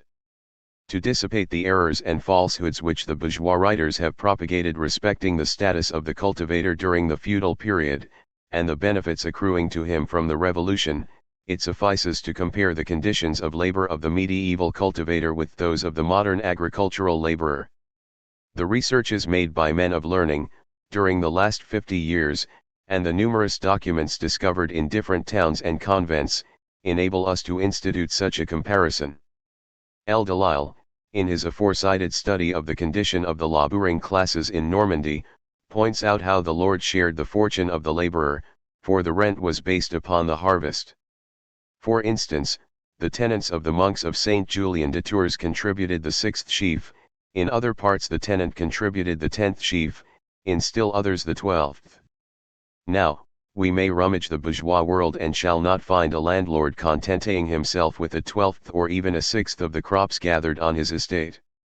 These conditions were not confined to a single province, for in the south of France, at Moissac, we meet with identical ones. Enactments of 1212 and 1214 show us the monks of the Abbey of Moissac receiving only a third, a fourth, or even as little as a tenth of the crops harvested by the peasants who tilled their lands. Legris Fawcett, who has studied these enactments, remarks that a mutual agreement was come to between the peasants and the monks, and the contribution of the produce demanded by the latter does not bear the character of an impost, it was debated beforehand, and freely consented to. 29. In the 11th and 12th centuries, when the vine was cultivated in Normandy, the landlords claimed only one half of the crops, the other half belonged to the cultivators. Nowadays, in the vine-growing countries, the peasant rarely tastes the wine he produces. Gerard has discovered and published the account book of the Abbey of Saint-Germain-des-Prés, that precious document, which dates from the time of Charlemagne, enables us to study the lives of the serfs and peasants of the 9th century. The abbey lands were cultivated, not by individuals, but by collectivities of peasants, composed of from 20 to 30 adult persons living together, and the dues paid by them would appear ridiculously small to a modern farmer. The abbey lands were divided into 3 categories, the manses ingénuels, the manses littles, the manses serviles. At that period certain qualities were inherent in the land, it was seigneurial, free, or servile. Gerard calculates that the peasants paid in labor and in kind 5s. 6d per acre for the free lands, 8s. 1d for the tributary lands, and 10s. For the servile lands. The cultivators employed on the abbatial lands, and who, to judge from their names, were mostly Germans, attained, with their families, to the respectable figure of 10,026. The condition of these peasants, considering their great numbers, must have been the normal condition of the cultivators, and what laborer of our day, I ask, would not gladly consent to barter his bourgeois landlord of the 19th for the monk of the 9th century, and hold servile lands at the rate of 10s per acre? 30. The condition of the English laborer was no worse. There is one very unpleasing remark, says Hallam in his view of the state of Europe during the Middle Ages, which everyone who attends to the subject of prices will be induced to make, that the labouring classes, especially those engaged in agriculture, were better provided with the means of subsistence in the reign of Edward III or of Henry VI than they are at present. In the 14th century, Sir John Cullum observes, a harvest man had 4d a day which enabled him in a week to buy a comb of wheat, but to buy a comb of wheat a man must now, 1784, work 10 or 12 days. So under Henry VI, if meat was at a farthing and a half the pound, which, I suppose, was about the truth, a labourer earning 3d a day, or 18d in the week, could buy a bushel of wheat at 6 shillings the quarter, and 24 pounds of meat for his family. Several Acts of Parliament regulate the wages that might be paid to labourers of different kinds. Thus the Statute of Labourers in 1331 fixed the wages of reapers during harvest at 3d a day, without diet, equal to 5 shillings at present, that of 23h6, c.12, in 1444, fixed the reapers' wages at 5d, and those of common workmen in building at 3d halfpenny, equal to six. 8d and 4s. 5d, that of 11h7, c.22, in 1496, leaves the wages of labourers in harvest as before, but rather increases those of ordinary workmen. The yearly wages of a chief hind or shepherd by the Act of 1444, were £1 4s, equivalent to about £20, those of a common servant in husbandry, 18s. 4d, with meat and drink, they were somewhat augmented by the Statute of 1496. Yet, although these wages are regulated as a maximum by Acts of Parliament, which may naturally be supposed to have had a view rather towards diminishing than enhancing the current rate, I am not fully convinced that they were not rather beyond it. Private accounts at least do not always correspond with these statutable prices. And it is necessary to remember that the uncertainty of employment, natural to so imperfect a state of husbandry, must have diminished the labourer's means of subsistence.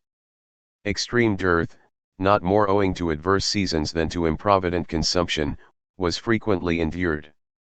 But after every allowance of this kind, I should find it difficult to resist the conclusion that, however the laborer has derived benefit from the cheapness of manufactured commodities and from many inventions of common utility, he is much inferior in ability to support a family to his ancestors 3 or 4 centuries ago. 31.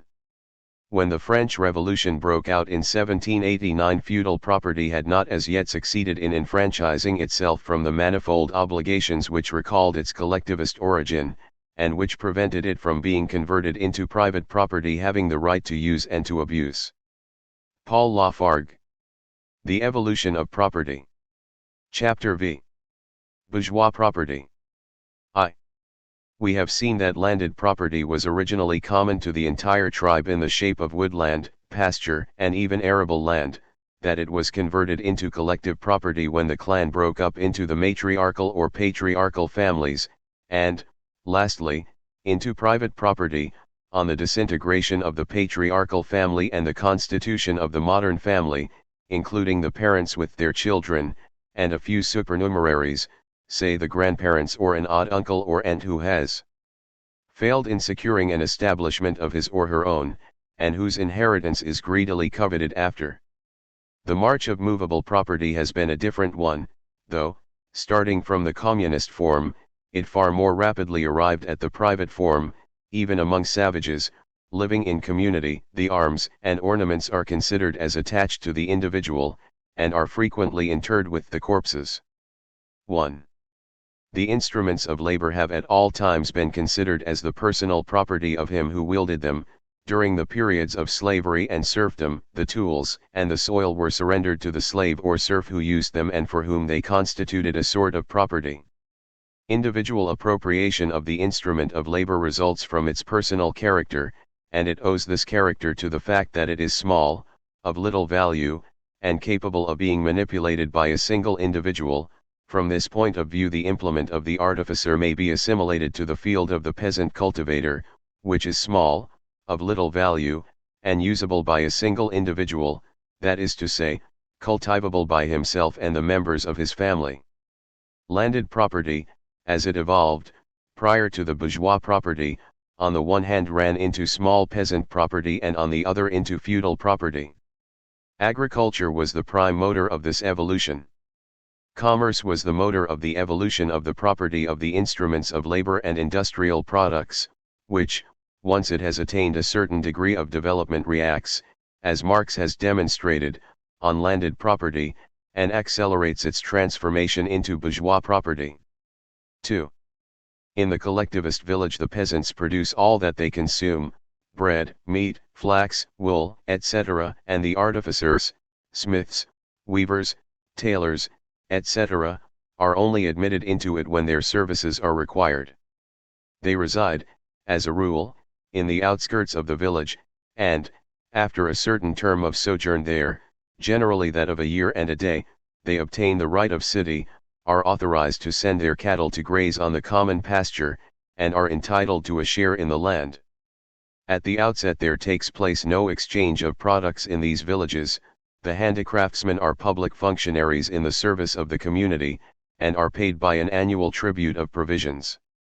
They only work to order, the raw materials are supplied them, and, wherever feasible, they work in the houses of their customers.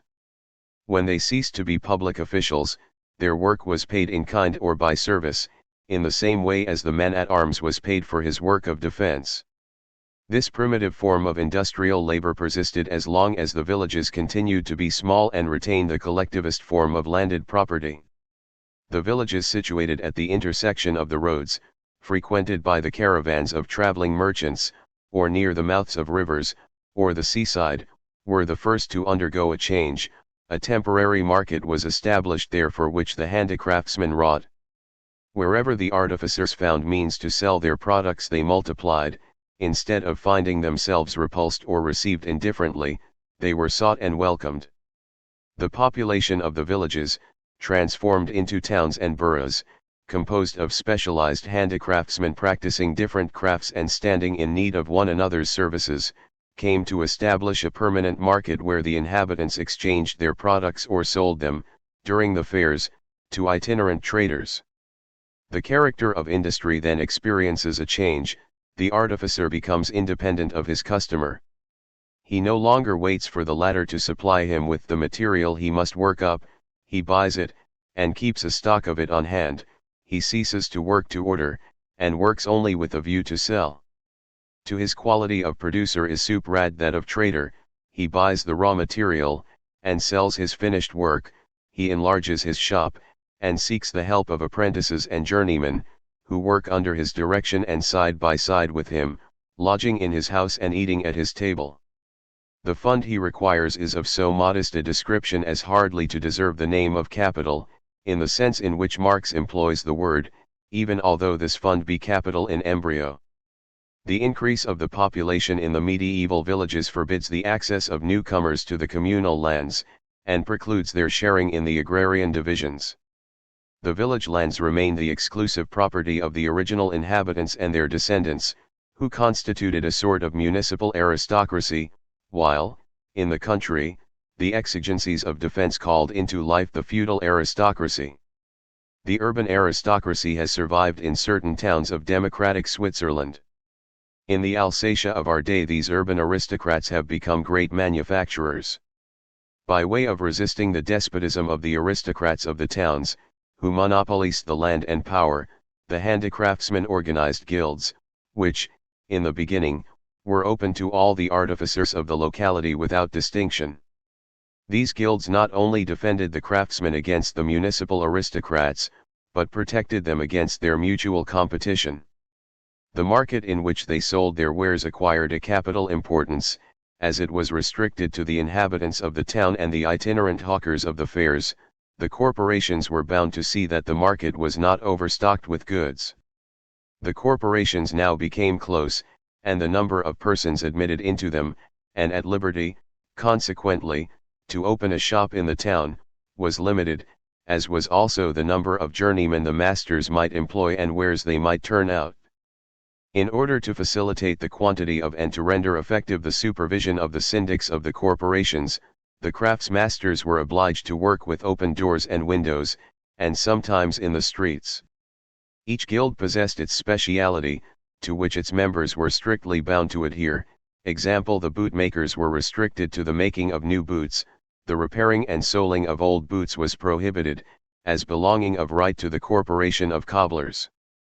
The right of sale was no less jealously protected than that of production, At the fairs the seller was only allowed to accost the buyer as he passed in front of the stall.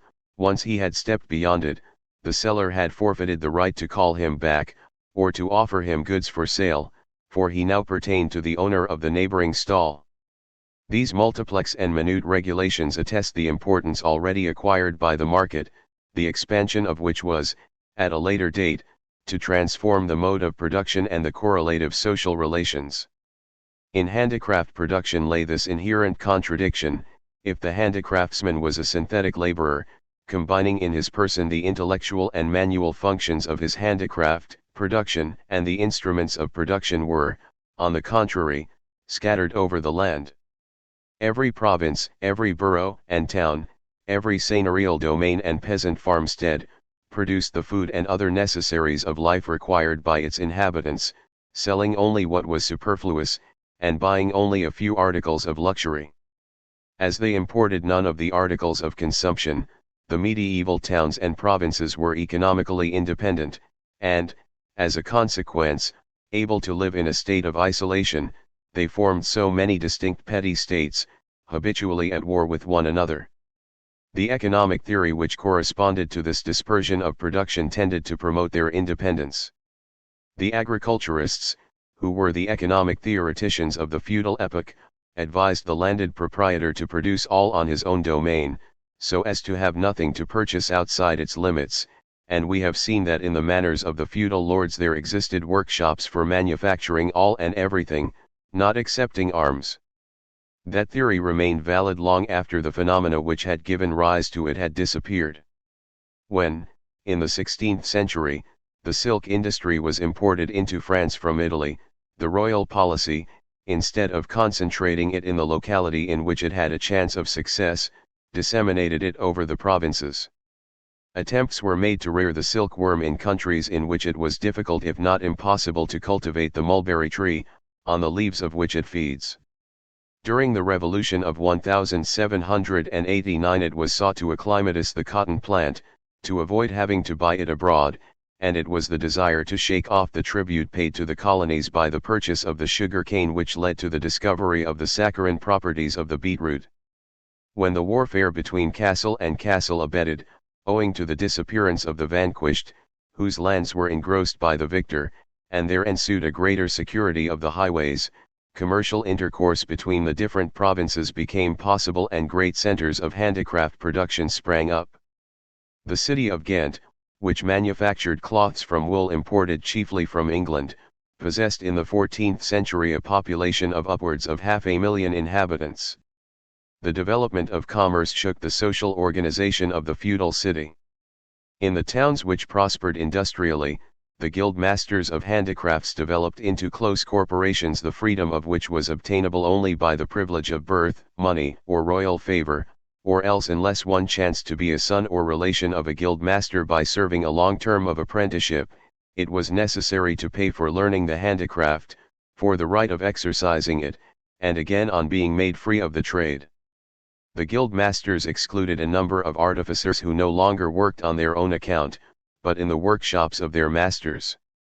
Heretofore the handicraftsman could hope to become a master and a shopkeeper in his turn, but in proportion as commerce and industry were developed the men lost all prospect of this, shut out from the incorporated trades, and in enmity with the masters who employed them, they formed vast associations of journeymen which were at once national and international, whereas the guilds of the masters were essentially local. The masters, enriched by the development of production, allied themselves with the municipal aristocrats in order to cope with the apprentices and journeymen, who on several occasions were set on and supported by the feudal nobility, jealous of the growing municipal aristocracy. All the industrial towns of the Middle Ages were stained with blood by the conflicts between journeymen and craftsmasters. The discovery of the passage of the Indies by rounding the Cape of Good Hope, and that of America, which date from the end of the 15th century, by bringing the gold of America into the European market, and by introducing transoceanic commerce, depreciated the value of landed property, gave a decisive impulse to the rising bourgeois production in the cities of the Mediterranean, the cities of the Low Countries, and the Hanseatic League, and opened the era of modern revolution. 2. The countries newly discovered in India and America were put to plunder, and turned into markets for the industrial and agricultural products of Europe. England exported corn to America, L'Auvergne cheese, wine, etc. The creation of the colonial market and the importation of American gold furthered the development of manufacturing industry. Private individuals were enabled to accumulate the funds required for the establishment of manufactories, which in the beginning were simply workshops of artificers, only distinguished from these by the greater number of workmen employed, and the larger quantity of commodities manufactured.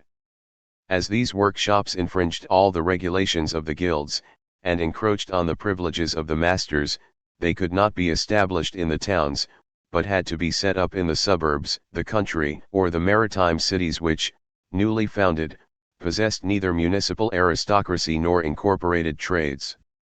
In London and Paris, it was outside the city walls, in Westminster, Southwark, and the Faubourg Saint-Antoine that the manufactories were created. They were established by merchants enriched by the colonial trade, and not by the guild masters, bound in the chains of routine, and fettered by corporative bonds.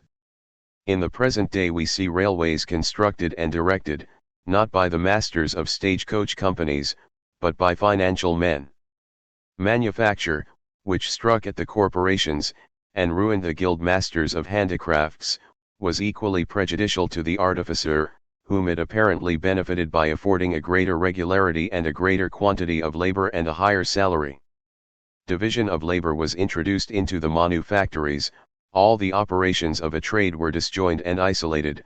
The manufacture of a pin, for example, was decomposed into some 20 different operations, performed by an equal number of specialized laborers.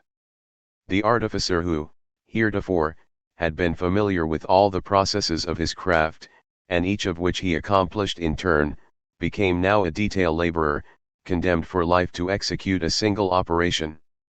The impulsion given to commerce and to production hastened the expansion of the towns, which were compelled to burst their bounds and spread over the adjoining fields. An economical difficulty then arose. It became necessary to find the means of existence for these newly created populations. During the primitive collectivist period, the town had not come to exist, even as the residence of the military chief, exercising royal power. The Merovingian kings, like the Indian princes, traveled with a more or less numerous retinue of men-at-arms and retainers, followed by artificers of divers trades. The spot on which they camped became a temporary city. They subsisted on the fees and donations of the surrounding country. The absence of roads and the difficulty of communication precluded all permanent conglomeration of persons, whom there was no means of supporting. The feudal cities, dependent on the agricultural produce of the neighboring localities for their means of subsistence, were necessarily bound to restrict themselves to a limited number of inhabitants. So long as the absence of roads or the insecurity of such as existed, rendered all commercial intercourse between the towns impossible or difficult, there was no question of guarding against the exportation of the means of subsistence. But so soon as the means of communication began to be improved, and as men began to transport grain from one province to the other, all the towns and provinces took measures for prohibiting the exportation of corn from their territories, and preventing it being monopolized. In all the European towns we meet with regulations for the sale of cereals in the markets at stated times. A maximum price was fixed, and the quantity allowed to be purchased was determined.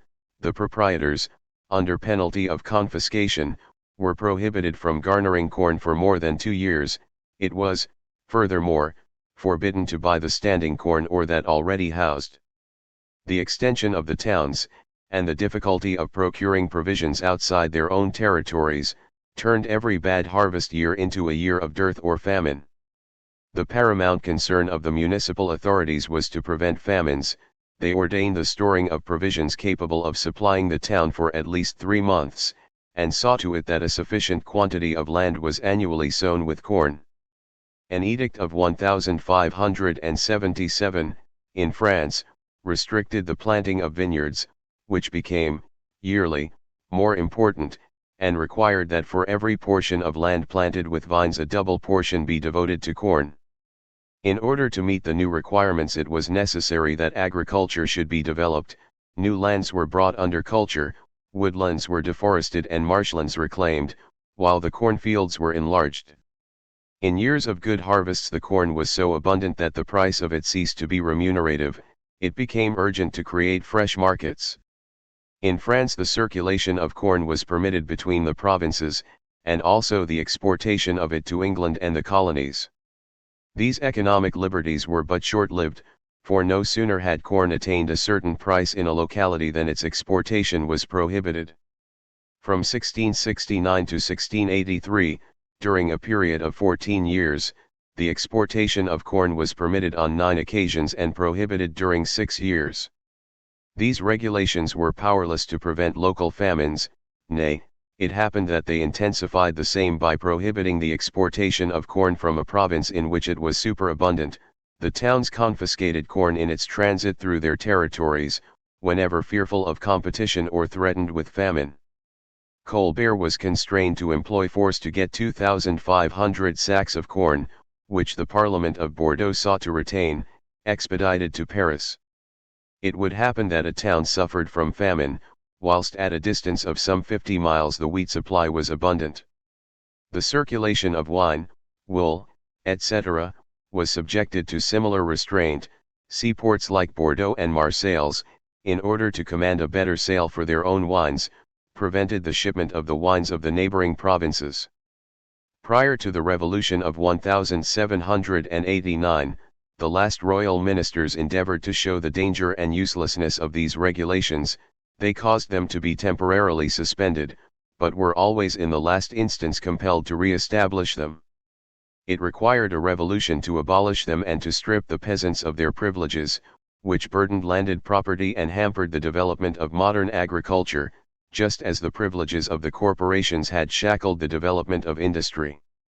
The incorporated trades that opposed the establishment of manufactures in their towns stood in fear, above all things, of innovations, in order to maintain the industrial equality of the masters of handicrafts, and to prevent the one from enjoying an advantage not shared by the other. The introduction of new processes and improvements of any kind were prohibited. Argand, the inventor of a lamp with a double air current, which tripled the lighting capacity of the oil, was, in the 18th century, had before the Parliament of Paris, by the Corporation of Tin Workers, who claimed the exclusive right of manufacturing lamps. It was due to the influence of the royal courtesans, Madame Pompadour, Du Barry, and Marie Antoinette that printed calicoes were allowed to be sold, for the chambers of commerce of Rouen, Lyons, and Amiens had protested energetically, predicting the ruin of industry and a cataclysm in France if the manufacture of these cottons was authorized. The feudal fetters which impeded the development of agriculture and industry once broken, bourgeois property was free to implant itself and begin its evolution. The landlord obtained the right of enclosing his fields, the people's right of pasture after the harvest was abolished. This right of enclosure was of supreme importance, for, anterior to it, the landlord could apply no other methods of culture than those employed by the commoners in general, on pain of seeing his harvests prowled on by their cattle. This right of enclosure was, too, the right most loudly clamored for in France in the 18th century. The common lands, wherever it was possible, were divided, were given away, that is, to the bourgeois, for the inhabitants of the community to whom they were apportioned sold them at a nominal price. This partition of the land, for which a multiplicity of philanthropical and moral reasons has been adduced, was but a means of preventing the small peasant from possessing cattle, and of depriving him of his resources in order to turn him into a wage laborer. The church property, which ought to have been restituted to the poor, to whom it belonged, was plundered with the utmost brutality and cynicism in England as well as in France, for everywhere the bourgeois is animated by the same thievish instincts. Leopold Delisle, in the preface of his History of the Agricultural Classes of the Middle Ages, observes: "A significant fact is the stationary condition of our agriculture for the last 5 centuries, from the 10th to the 15th. Almost all of the practices described in our old records hold good to this day among our laborers, to such an extent that a 13th century peasant who should visit one of our small farms, would experience but little surprise. But this same 13th century peasant would feel lost in one of the great modern farms on which the methods of mechanical agriculture are applied. The most improved methods of culture have transformed agricultural products and increased the produce. Modern agriculture is ruinous, it exhausts the soil, alike by the abundance of the crops and their exportation abroad. Their consumption in the towns interferes with the circulation of matter which formerly went on between the soil and animals and man, in the form of meat, grain, and fruit, etc., consumed by him and back from man and beast to the soil, in the shape of excrements. So long as the consumption of the harvest took place upon the spot the circulation was complete. To remedy the present defective circulation it has become necessary to restore the fertility of the soil by artificial means, by gorging it with manures brought from afar, from South America and the Napoleonic battlefields, and with artificial and chemical manures. Modern agriculture demands a vast expenditure of labor, but in proportion as more labor was required, in the same proportion the industrial towns drew off the laborers and depopulated the country. There is a lack of agricultural hands, has been the general cry for the last 80 years, and it is this dearth of agricultural laborers which has furnished the necessary incitement for the procurement of the means of labor in abundance. The application of machinery to agricultural labor became an imperative necessity, but machinery can only be applied on great farms, wherefore the concentration of land was a prerequisite for the application of machinery and the introduction of scientific agriculture. In 1857 M. Léon de Laverne cited, by way of example, a farm of the department of L'Oise on which 1,250 acres of beetroot were cultivated, and 8,250 bushels of wheat were gathered. "There is nothing more colossal to be met with in England," he exclaimed exultingly. 3. But how insignificant do these colossal farms appear when compared with the bonanza farms of the New World. Since 1874 an American cultivator, Mr. Dalrymple, whose name has obtained a worldwide celebrity, has directed the operations of 6 farms, of an area of 75,000 acres, belonging to a financial company. He divided these farms into sections of 2,000 acres, subdivided into 3 lots of 650 acres. These 75,000 acres are cultivated by a regiment of 600 laborers, under a military discipline. At harvest time the central administration engages from 500 to 600 supplementary laborers, and distributes them among the different sections. As soon as the autumn operations are ended the men are discharged, with the exception of the foreman and 110 men per section. In certain farms of Dakota and Minnesota the mules and horses do not winter on the field of operation. Once the ground is broken they are sent southward and return only in the following spring. Mounted mechanic eons accompany the plows, sowing machines, etc., ready at a moment's notice to repair the machinery out of order. The grain is conveyed to the threshing machines, which are in operation night and day. It is threshed and winnowed and sacked automatically, and dispatched to the railroads which adjoin the farms, and from thence to Duluth or Buffalo. Every year Mr. Dalrymple increases the acreage under culture by 5,000 acres, in 1880 it amounted to 25,000 acres. At the same time that the bourgeoisie of Europe stripped the peasants of the communal lands and feudal privileges, it imposed upon them tributes of blood and money, it left them at the mercy of the usurers, who converted them into nominal proprietors, exposed to the competition of the great landowners and farmers of America and India. These and other causes combine to accelerate the expropriation of the peasant and his conversion into a proletarian. In America, where financial agriculture is carried to the highest pitch of perfection, we meet also with the most highly developed agricultural proletariat. The cultivators of the corn-growing states of the Union may be classed under 4 great categories: 1. The day laborers or agricultural proletarians; 2. The small farmers, peasant proprietors and métayers; 3. Proprietors who direct the cultivation of their land; 4. Great financial farmers of whom, in Europe, the only counterparts are to be found in different parts of Romania and in the south of Russia. The great majority of the cultivators is composed of proletarians, who do not possess an inch of land or a hut of mud, They do not own the bed on which they lie or the spoon they eat with. They realize the ideal of men stripped of all private property save that which they directly appropriate in the shape of food or clothing. They have no fixed abode in the fields they cultivate, and which they abandon as soon as the work is done. The managers of the financial farms recruit the laborers everywhere. In the villages and large towns the latter are hired by the day, week, or month. The men are engaged for the agricultural campaign, placed under the direction of overlookers and foremen and conveyed to the farms. They are lodged and fed and supplied with medicine and paid a wage.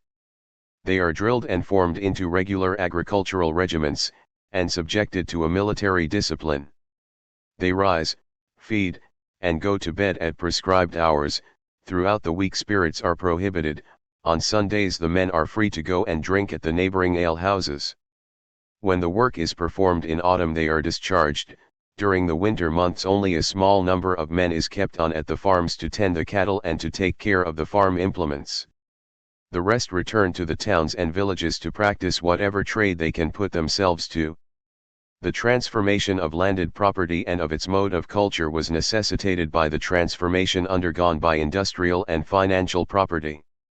The country, in order to supply the men and money required by industry for its workshops and colossal enterprises, railways, tunnels, etc., unparalleled since the giant achievements of the period of primitive communism, was drained of its population, and the hiding places in which the peasants had deposited their savings were cleared out.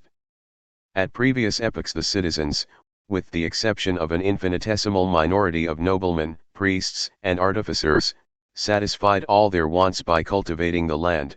In the bourgeois world an ever-increasing mass of citizens is divorced from agricultural labor, and engaged in industrial and commercial pursuits, and dependent for their means of subsistence on the population employed in tilling the soil. 3. A medieval village was an economic unit, because within its limits all the handicrafts were practiced which the villagers required. Capitalist production begins by destroying this economic unit. It dissociates the handicrafts and isolates them, assigning to special centers the exercise of distinct crafts. A town or province no longer produces all the articles required by its inhabitants. It relies upon other towns or provinces for the manufacture of special goods. The silk manufactures that it had been sought to disperse over France were, by the end of the last century, almost wholly concentrated in Lyons and its environs.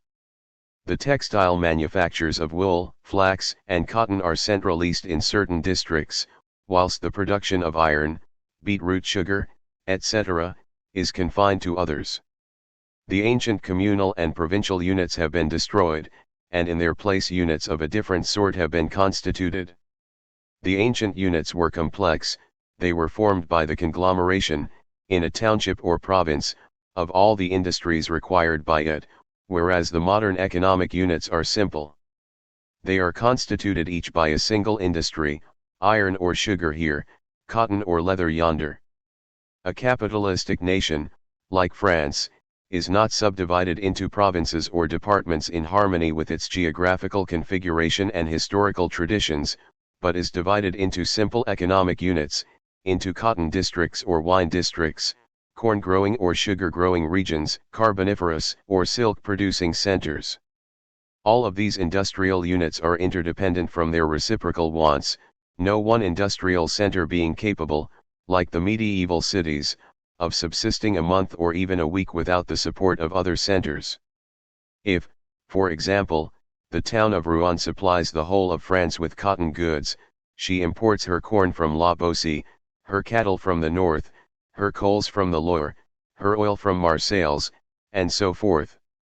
A capitalistic nation is a gigantic workshop, and every speciality of social production is executed in special centers, situated at great distances from one another but narrowly knit together by reciprocal wants. The political autonomy of the medieval townships has become an impossibility. The correlation of economic wants serves as a basis for the political unity of the nation. Capitalist production, which has destroyed the local and provincial unity of handicraft production, is about to destroy the national unity of its own creation and to replace it by a vaster, an international unity. England, that was the first nation to apply machinery, had manifested the pretension of constraining the rest of the nations to become exclusively agricultural countries, reserving for herself the industrial role. Lancashire was to weave all the cotton produced by the Indies and the United States. This premature attempt at an international industrial monopolization has miscarried. America, at the present day, manufactures cotton goods in excess of her requirements, and India, whose cotton industry had been ruined by England, has taken to weaving by machinery. 16 years ago the consumption of cotton by the manufactories of India amounted to 87,000 bales, in 1885 the consumption of cotton amounted to 585,000 bales. 4. India was the cradle of the cotton industry. Calicoes first came from Calcutta, and muslin from Mosul. Ere long the Indian cottons, manufactured in the proximity of the cotton fields, will once again invade the European markets and, in their turn, ruin the industry of Manchester and the cotton centers of the continent. The cotton goods of India and the United States will supplant those of Rouen and Manchester. A Yankee merchant, impressed by the impending fate of the Lancashire manufacturers, charitably advised them to transport their machinery to Louisiana, where they would have the raw material close at hand, and so save the expense of its conveyance. The international displacement of an industry goes on under our eyes. The manufactories are drawn into the sphere of the agricultural centers which produce the raw material. But before they had become industrial centers, India and the United States had held Europe in subjection, thanks to their agricultural production. The War of Secession of the United States, from 1861 to 1865, threw out of work the weavers of France and England, and exaggerated the cultivation of cotton, the golden plant, in Egypt, whilst it ruined the Fellahs and delivered up Egyptian finance into the hands of Rothschild and other cosmopolitan bankers. The wheat production is in the act of being centralized in certain parts of the world. England, that in the 17th century produced corn sufficient for her home consumption, with a surplus for exportation, at the present moment imports from America, Australia, and India more than one half of the wheat she consumes.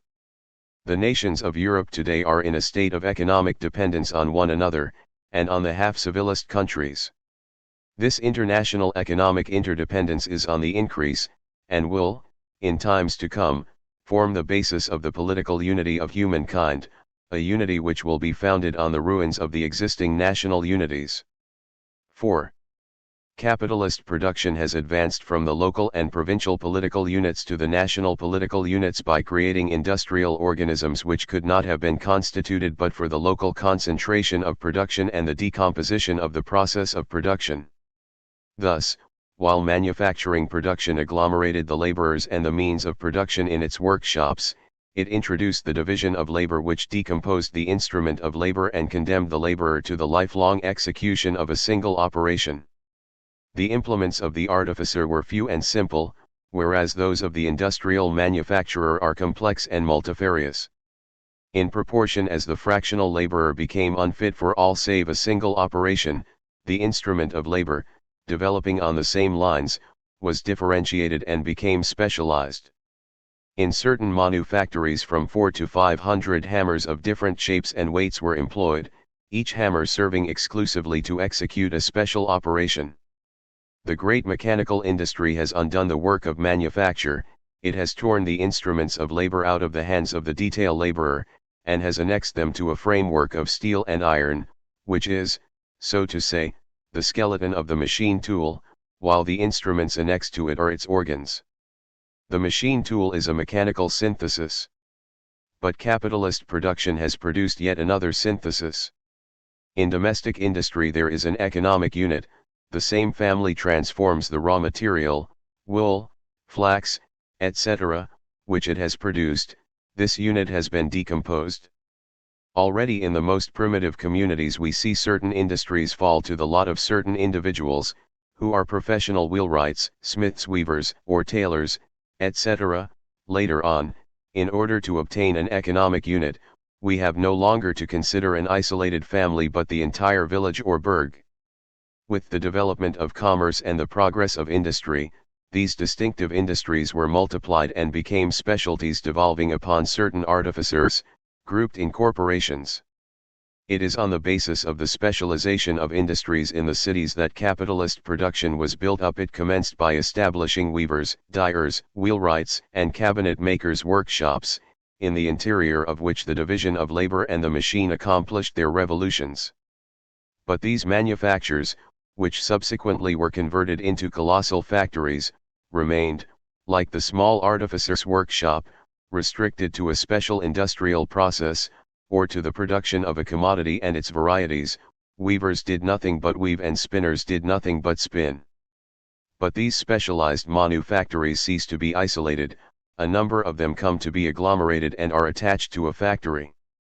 Dyeworks, printworks, etc., establish themselves in the neighborhood of mechanical weaving and spinning industries, so that under one and the same capitalistic administration the raw material goes through the entire series of its industrial transformations. And this conglomeration has not been confined to complementary industries, but has taken place in quite independent industries. This centralization does not necessarily occur in one and the same spot. Frequently the different factories are set up in different localities, situated at a considerable distance from one another, but under the control of the same administration. The national banks, such as the banks of England and France, are types of these complex industrial organizations which spread all over the land. A national bank possesses paper mills for the manufacture of the paper for its bank notes, printing presses and engravers' workshops for printing and engraving the same, and photographic apparatus for the detecting of forgeries. It founds hundreds of branch offices in commercial and industrial centers, enters into connection with town and country bankers at home, as well as the national bankers of foreign countries. The central bank becomes, so to say, the heart of the financial system of the country, and so ingeniously organized is the system that the pulsations of the national bank, the rise or fall of its rate of discount, find an echo in the remotest villages of the country, and even react on the money markets of foreign nations. Another striking type is the Times newspaper. This industrial organism employs a legion of correspondents, scattered over the four quarters of the globe, telegraph wires connected with the great capitals of Europe. It manufactures its own paper, founds its own type, and employs a set of mechanicians to superintend and repair its machinery. It composes, stereotypes, and publishes its 16 large pages of printed matter, and possesses horses and carts for distributing the papers to other retail vendors. All that it still wants are alpha fields in Africa to supply the raw material for the paper, and these it will, in good time, no doubt, contrive to acquire. There will come a day when American and Indian manufacturers will adjoin to their factories fields for the cultivation of the cotton plant and workshops for the working up of their calicoes into articles of clothing. Scotch woolen manufacturers have already opened establishments in London in which they sell in the shape of ready-made garments the woolen goods they have manufactured. Capitalistic industry is in the act of reconstituting the economic unit of domestic production. Heretofore the same peasant family produced the raw material which it wrought up into industrial products. One and the same capitalistic administration will by and by undertake to produce the raw material, transform it into industrial products, and sell these to the customer. By means of the division of labor, capitalist production began by destroying the unit of labor represented by the handicraftsman.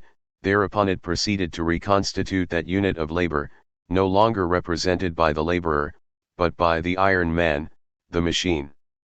At present it tends to constitute giant organisms of production, composed of industries the most diverse and opposite, the special industries which are, so to say, the organs of these monsters, may exist apart, at enormous distances from one another, and be divided by political frontiers and geographical obstacles, mountains, rivers, or seas. These international ogres of labor consume heat, light, electricity, and other natural forces, as well as the brain power and muscular power of man. Such is the economic mold in which the human material of the 19th century is run. v.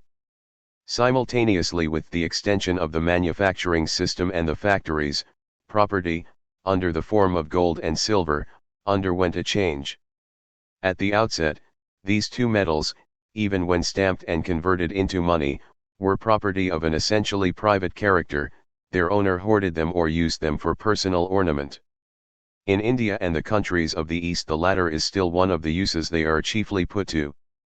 They but rarely served as a means of exchange, the products themselves being ordinarily bartered. The feudal kings could utter false coin, or debase the coin, without very materially injuring the commercial transactions of their subjects. But when, with the advent of the commercial period, gold and silver became the representative signs of value, the standard measure of all commodities, these metals acquired the right to breed legitimately, to bear legal interest. Till then lending on interest had been considered dishonorable, a practice defensible only towards the stranger, who is the enemy, says the unlovely God of the Jews.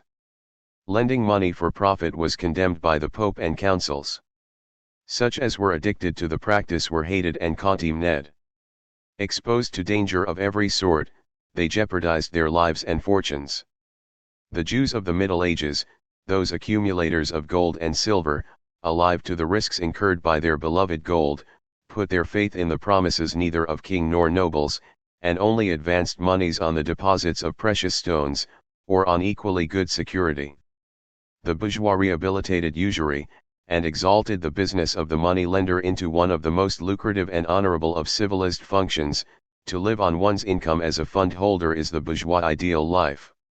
In the 16th century, while Calvin, the authorized representative of the religious manifestation of the bourgeois economic revolution, was legitimating the lending on interest in the name of all the theological virtues, the Chancellor Duprat laid the foundations, in France, of the public debt by creating in 1522 perpetual annuities at a rate of interest of 8% called rentes Delaware El Hotel de Ville.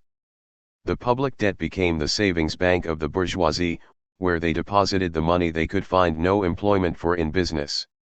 In earlier ages, the Temple of Jerusalem, the House of Jehovah, filled that office.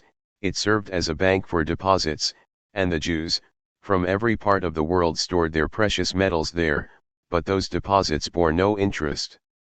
The public debt is a bourgeois improvement.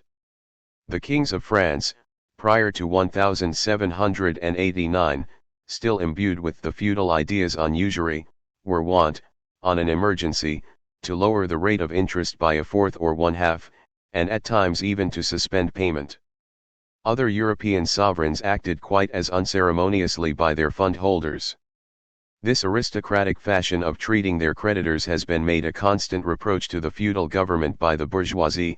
One of the first acts of the bourgeois revolution of 1789 was to proclaim the inviolability of the public debt and to place it above all political revolutions and all contingent changes of government. The public debt was thenceforward solidly constituted. The public debt, says Marx, becomes one of the most powerful levers of primitive accumulation. As with the stroke of an enchanter's wand, it endows barren money with the power of breeding, and thus turns it into capital without the necessity of its exposing itself to the troubles and risks inseparable from the employment in industry or even in usury. The state creditors actually give away nothing, for the sum lent is transformed into public bonds, easily negotiable, which go on functioning in their hands just as so much hard cash would. 5. It is just as if the banknotes bore interest.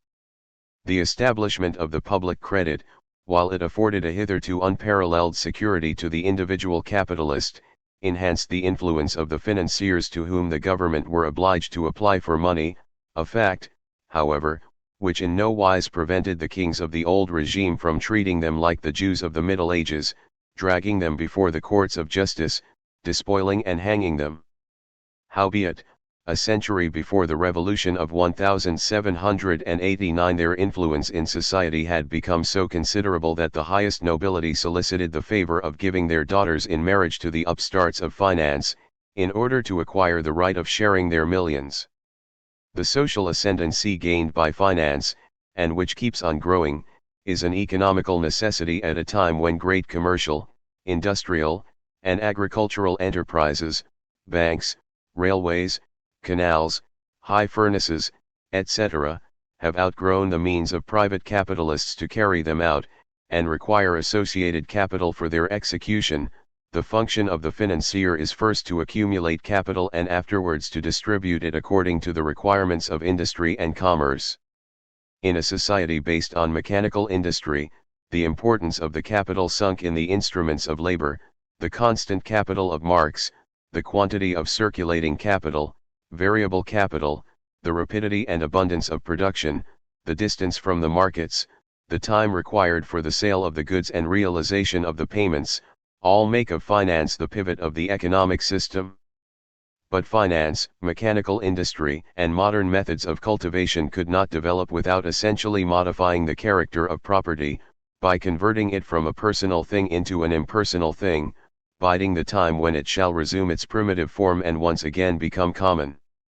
In the system of small landed property and petty industry, property was an appendage of the proprietor, as his implement was an appendage of the artificer.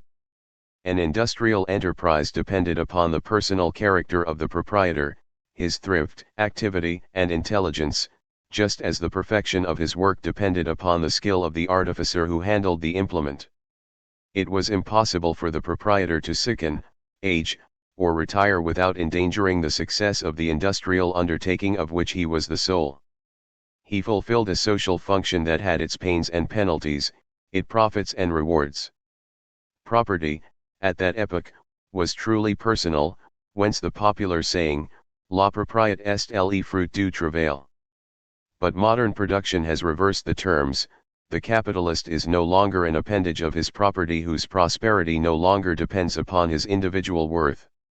The eye of the master has lost its occupation. All great financial, agricultural, and industrial undertakings are directed by administrations more or less successfully organized and highly paid. The function of the modern proprietor consists in pocketing his income and squandering it on wine and women. Not a social function is, in our day, assigned to the proprietor in the technical organization of producers who are all wage laborers. After having filled a useful part in production, the proprietor has become useless and even a nuisance, as a bourgeois economist remarks. 6. Political economists, who are but the overpaid apologists of bourgeois society, have sought to justify the tax levied by capital on the produce of labor in the shape of interest, ground rent, profits, and by pretending that the capitalist renders useful service by his abstinence, his administrative ability, and so forth. If it was possible for Adam Smith to defend this specious proposition with some show of reason, the Griffins, Rochers, Leroy Beaulieu, and other such small fry of political economy, ought really, if they would continue to draw their salaries from the middle class for their interested special pleadings, to set their wits to work to devise something less palpably absurd than the pretended usefulness of the capitalist in the modern system of great mechanical production. Mechanical production has robbed the artisan of his technical skill and turned the wage laborer into a servant of the machine. The capitalistic organization of industry has made a parasite of the capitalist. The parasitical nature of his role is recognized and proclaimed by the creation of anonymous companies whose shares and obligations the bourgeois titles of property pass from hand to hand, without exerting any influence on production, and on the stock exchange change hands a dozen times a day. The Rothschilds, Grants, Goulds, and other financiers of that stamp, practically demonstrate to the capitalists that they are useless, by cheating them out of their shares and bonds by stock exchange swindling, and other financial hanky-panky, and by accumulating in their strong boxes the profits derived from the great organisms of production. In the days when the feudal baron dwelt in his fortified castle, in the midst of his vassals, administering justice to them in time of peace, and donning his armor and putting himself at the head of his men to defend them in cases of invasion, the feudal nobility was a class essentially useful and which it was impossible to suppress, but so soon as a relative tranquility had been established in the country, and as the towns and boroughs, converted into strongholds, became capable of defending themselves, the nobles ceased to be wanted. They abandoned their castles and betook themselves to the ducal, episcopal, royal, and imperial courts, in which they ended by becoming a body estranged from the nation, and living on it parasitically. That very moment their doom was sealed. If the nobility have not in all European nations been as brutally mowed down as they were during the French Revolution in 1789, they have yet everywhere forfeited their feudal privileges, and become merged in the ranks of the bourgeois, from whom, at present, they only distinguish themselves by the absurdity of their aristocratic pretensions. In capitalistic nations the nobility have disappeared as a ruling class. The same fate awaits the capitalist class. The day that the capitalist ceased to have a function to perform in social production, the death warrant of his class was signed. It remains but to execute the sentence pronounced by the economic phenomena, and the capitalists who may survive the ruin of their order will lack even the grotesque privileges of the pedigreed nobility to console them for the lost grandeur of their class. Machinery which has killed the artificer will kill the capitalist. 6. Civilization, after having destroyed the rude and simple communism of the beginnings of humanity, elaborates the elements of a complex and scientific communism. Just as in primitive times, labor is today performed in common, and the producer owns neither the instruments of labor nor the products of his labor. The produce of labor is not, as yet, shared in common, as was the case with the savage and barbarian tribes. It is monopolized by idle capitalists whose suppression is now but a question of time and opportunity. Let the parasites of property have been swept away, and communistic property will affirm itself and implant itself in society. In primitive society property was common only among members of the same tribe, connected by the ties of blood. Every human being not included in the narrow circle of kinship was a stranger, an enemy, but in the society of the future, property will be held in common by all the members of the great human family, without distinction of nationality, race, or color, for the workers, bowed under the same capitalistic yoke, have recognized that brothers in misery, brothers in revolt, they must remain brothers in victory. This final communist and international revolution of property is inevitable. Already, in the midst of bourgeois civilization, do the institutions and communistic customs of primitive times revive. Universal suffrage, the mode of election employed by savages and barbarians in electing their military chiefs and sachems, is re-established, after having been set aside by the bourgeois governments who had proclaimed it the basis of political power. In primitive ages, habitations were common, repasts were common, and education was common. In our municipal schools children are taught gratuitously and in common. In some cities they are beginning to receive gratuitous repasts. In our restaurants civilized folk are being poisoned and cheated in common, and in the many-storied houses of our large cities they are cooped up in common like rabbits in a hutch. If universal suffrage is a juggle, if our town houses are unwholesome, if the rest of our institutions, affecting a mock communistic character, are a bane to those whom they profess to benefit, it is because they evolve in a bourgeois society and are established for the sole behoof of the capitalist. None the less are they of capital importance. They destroy individualistic instincts and form and fashion men for the communistic habits of the society to come. Communism exists in a latent form in bourgeois society. Circumstances, not to be foreseen, will cause it to burst forth openly, and will reinstate it as the only possible form of future society.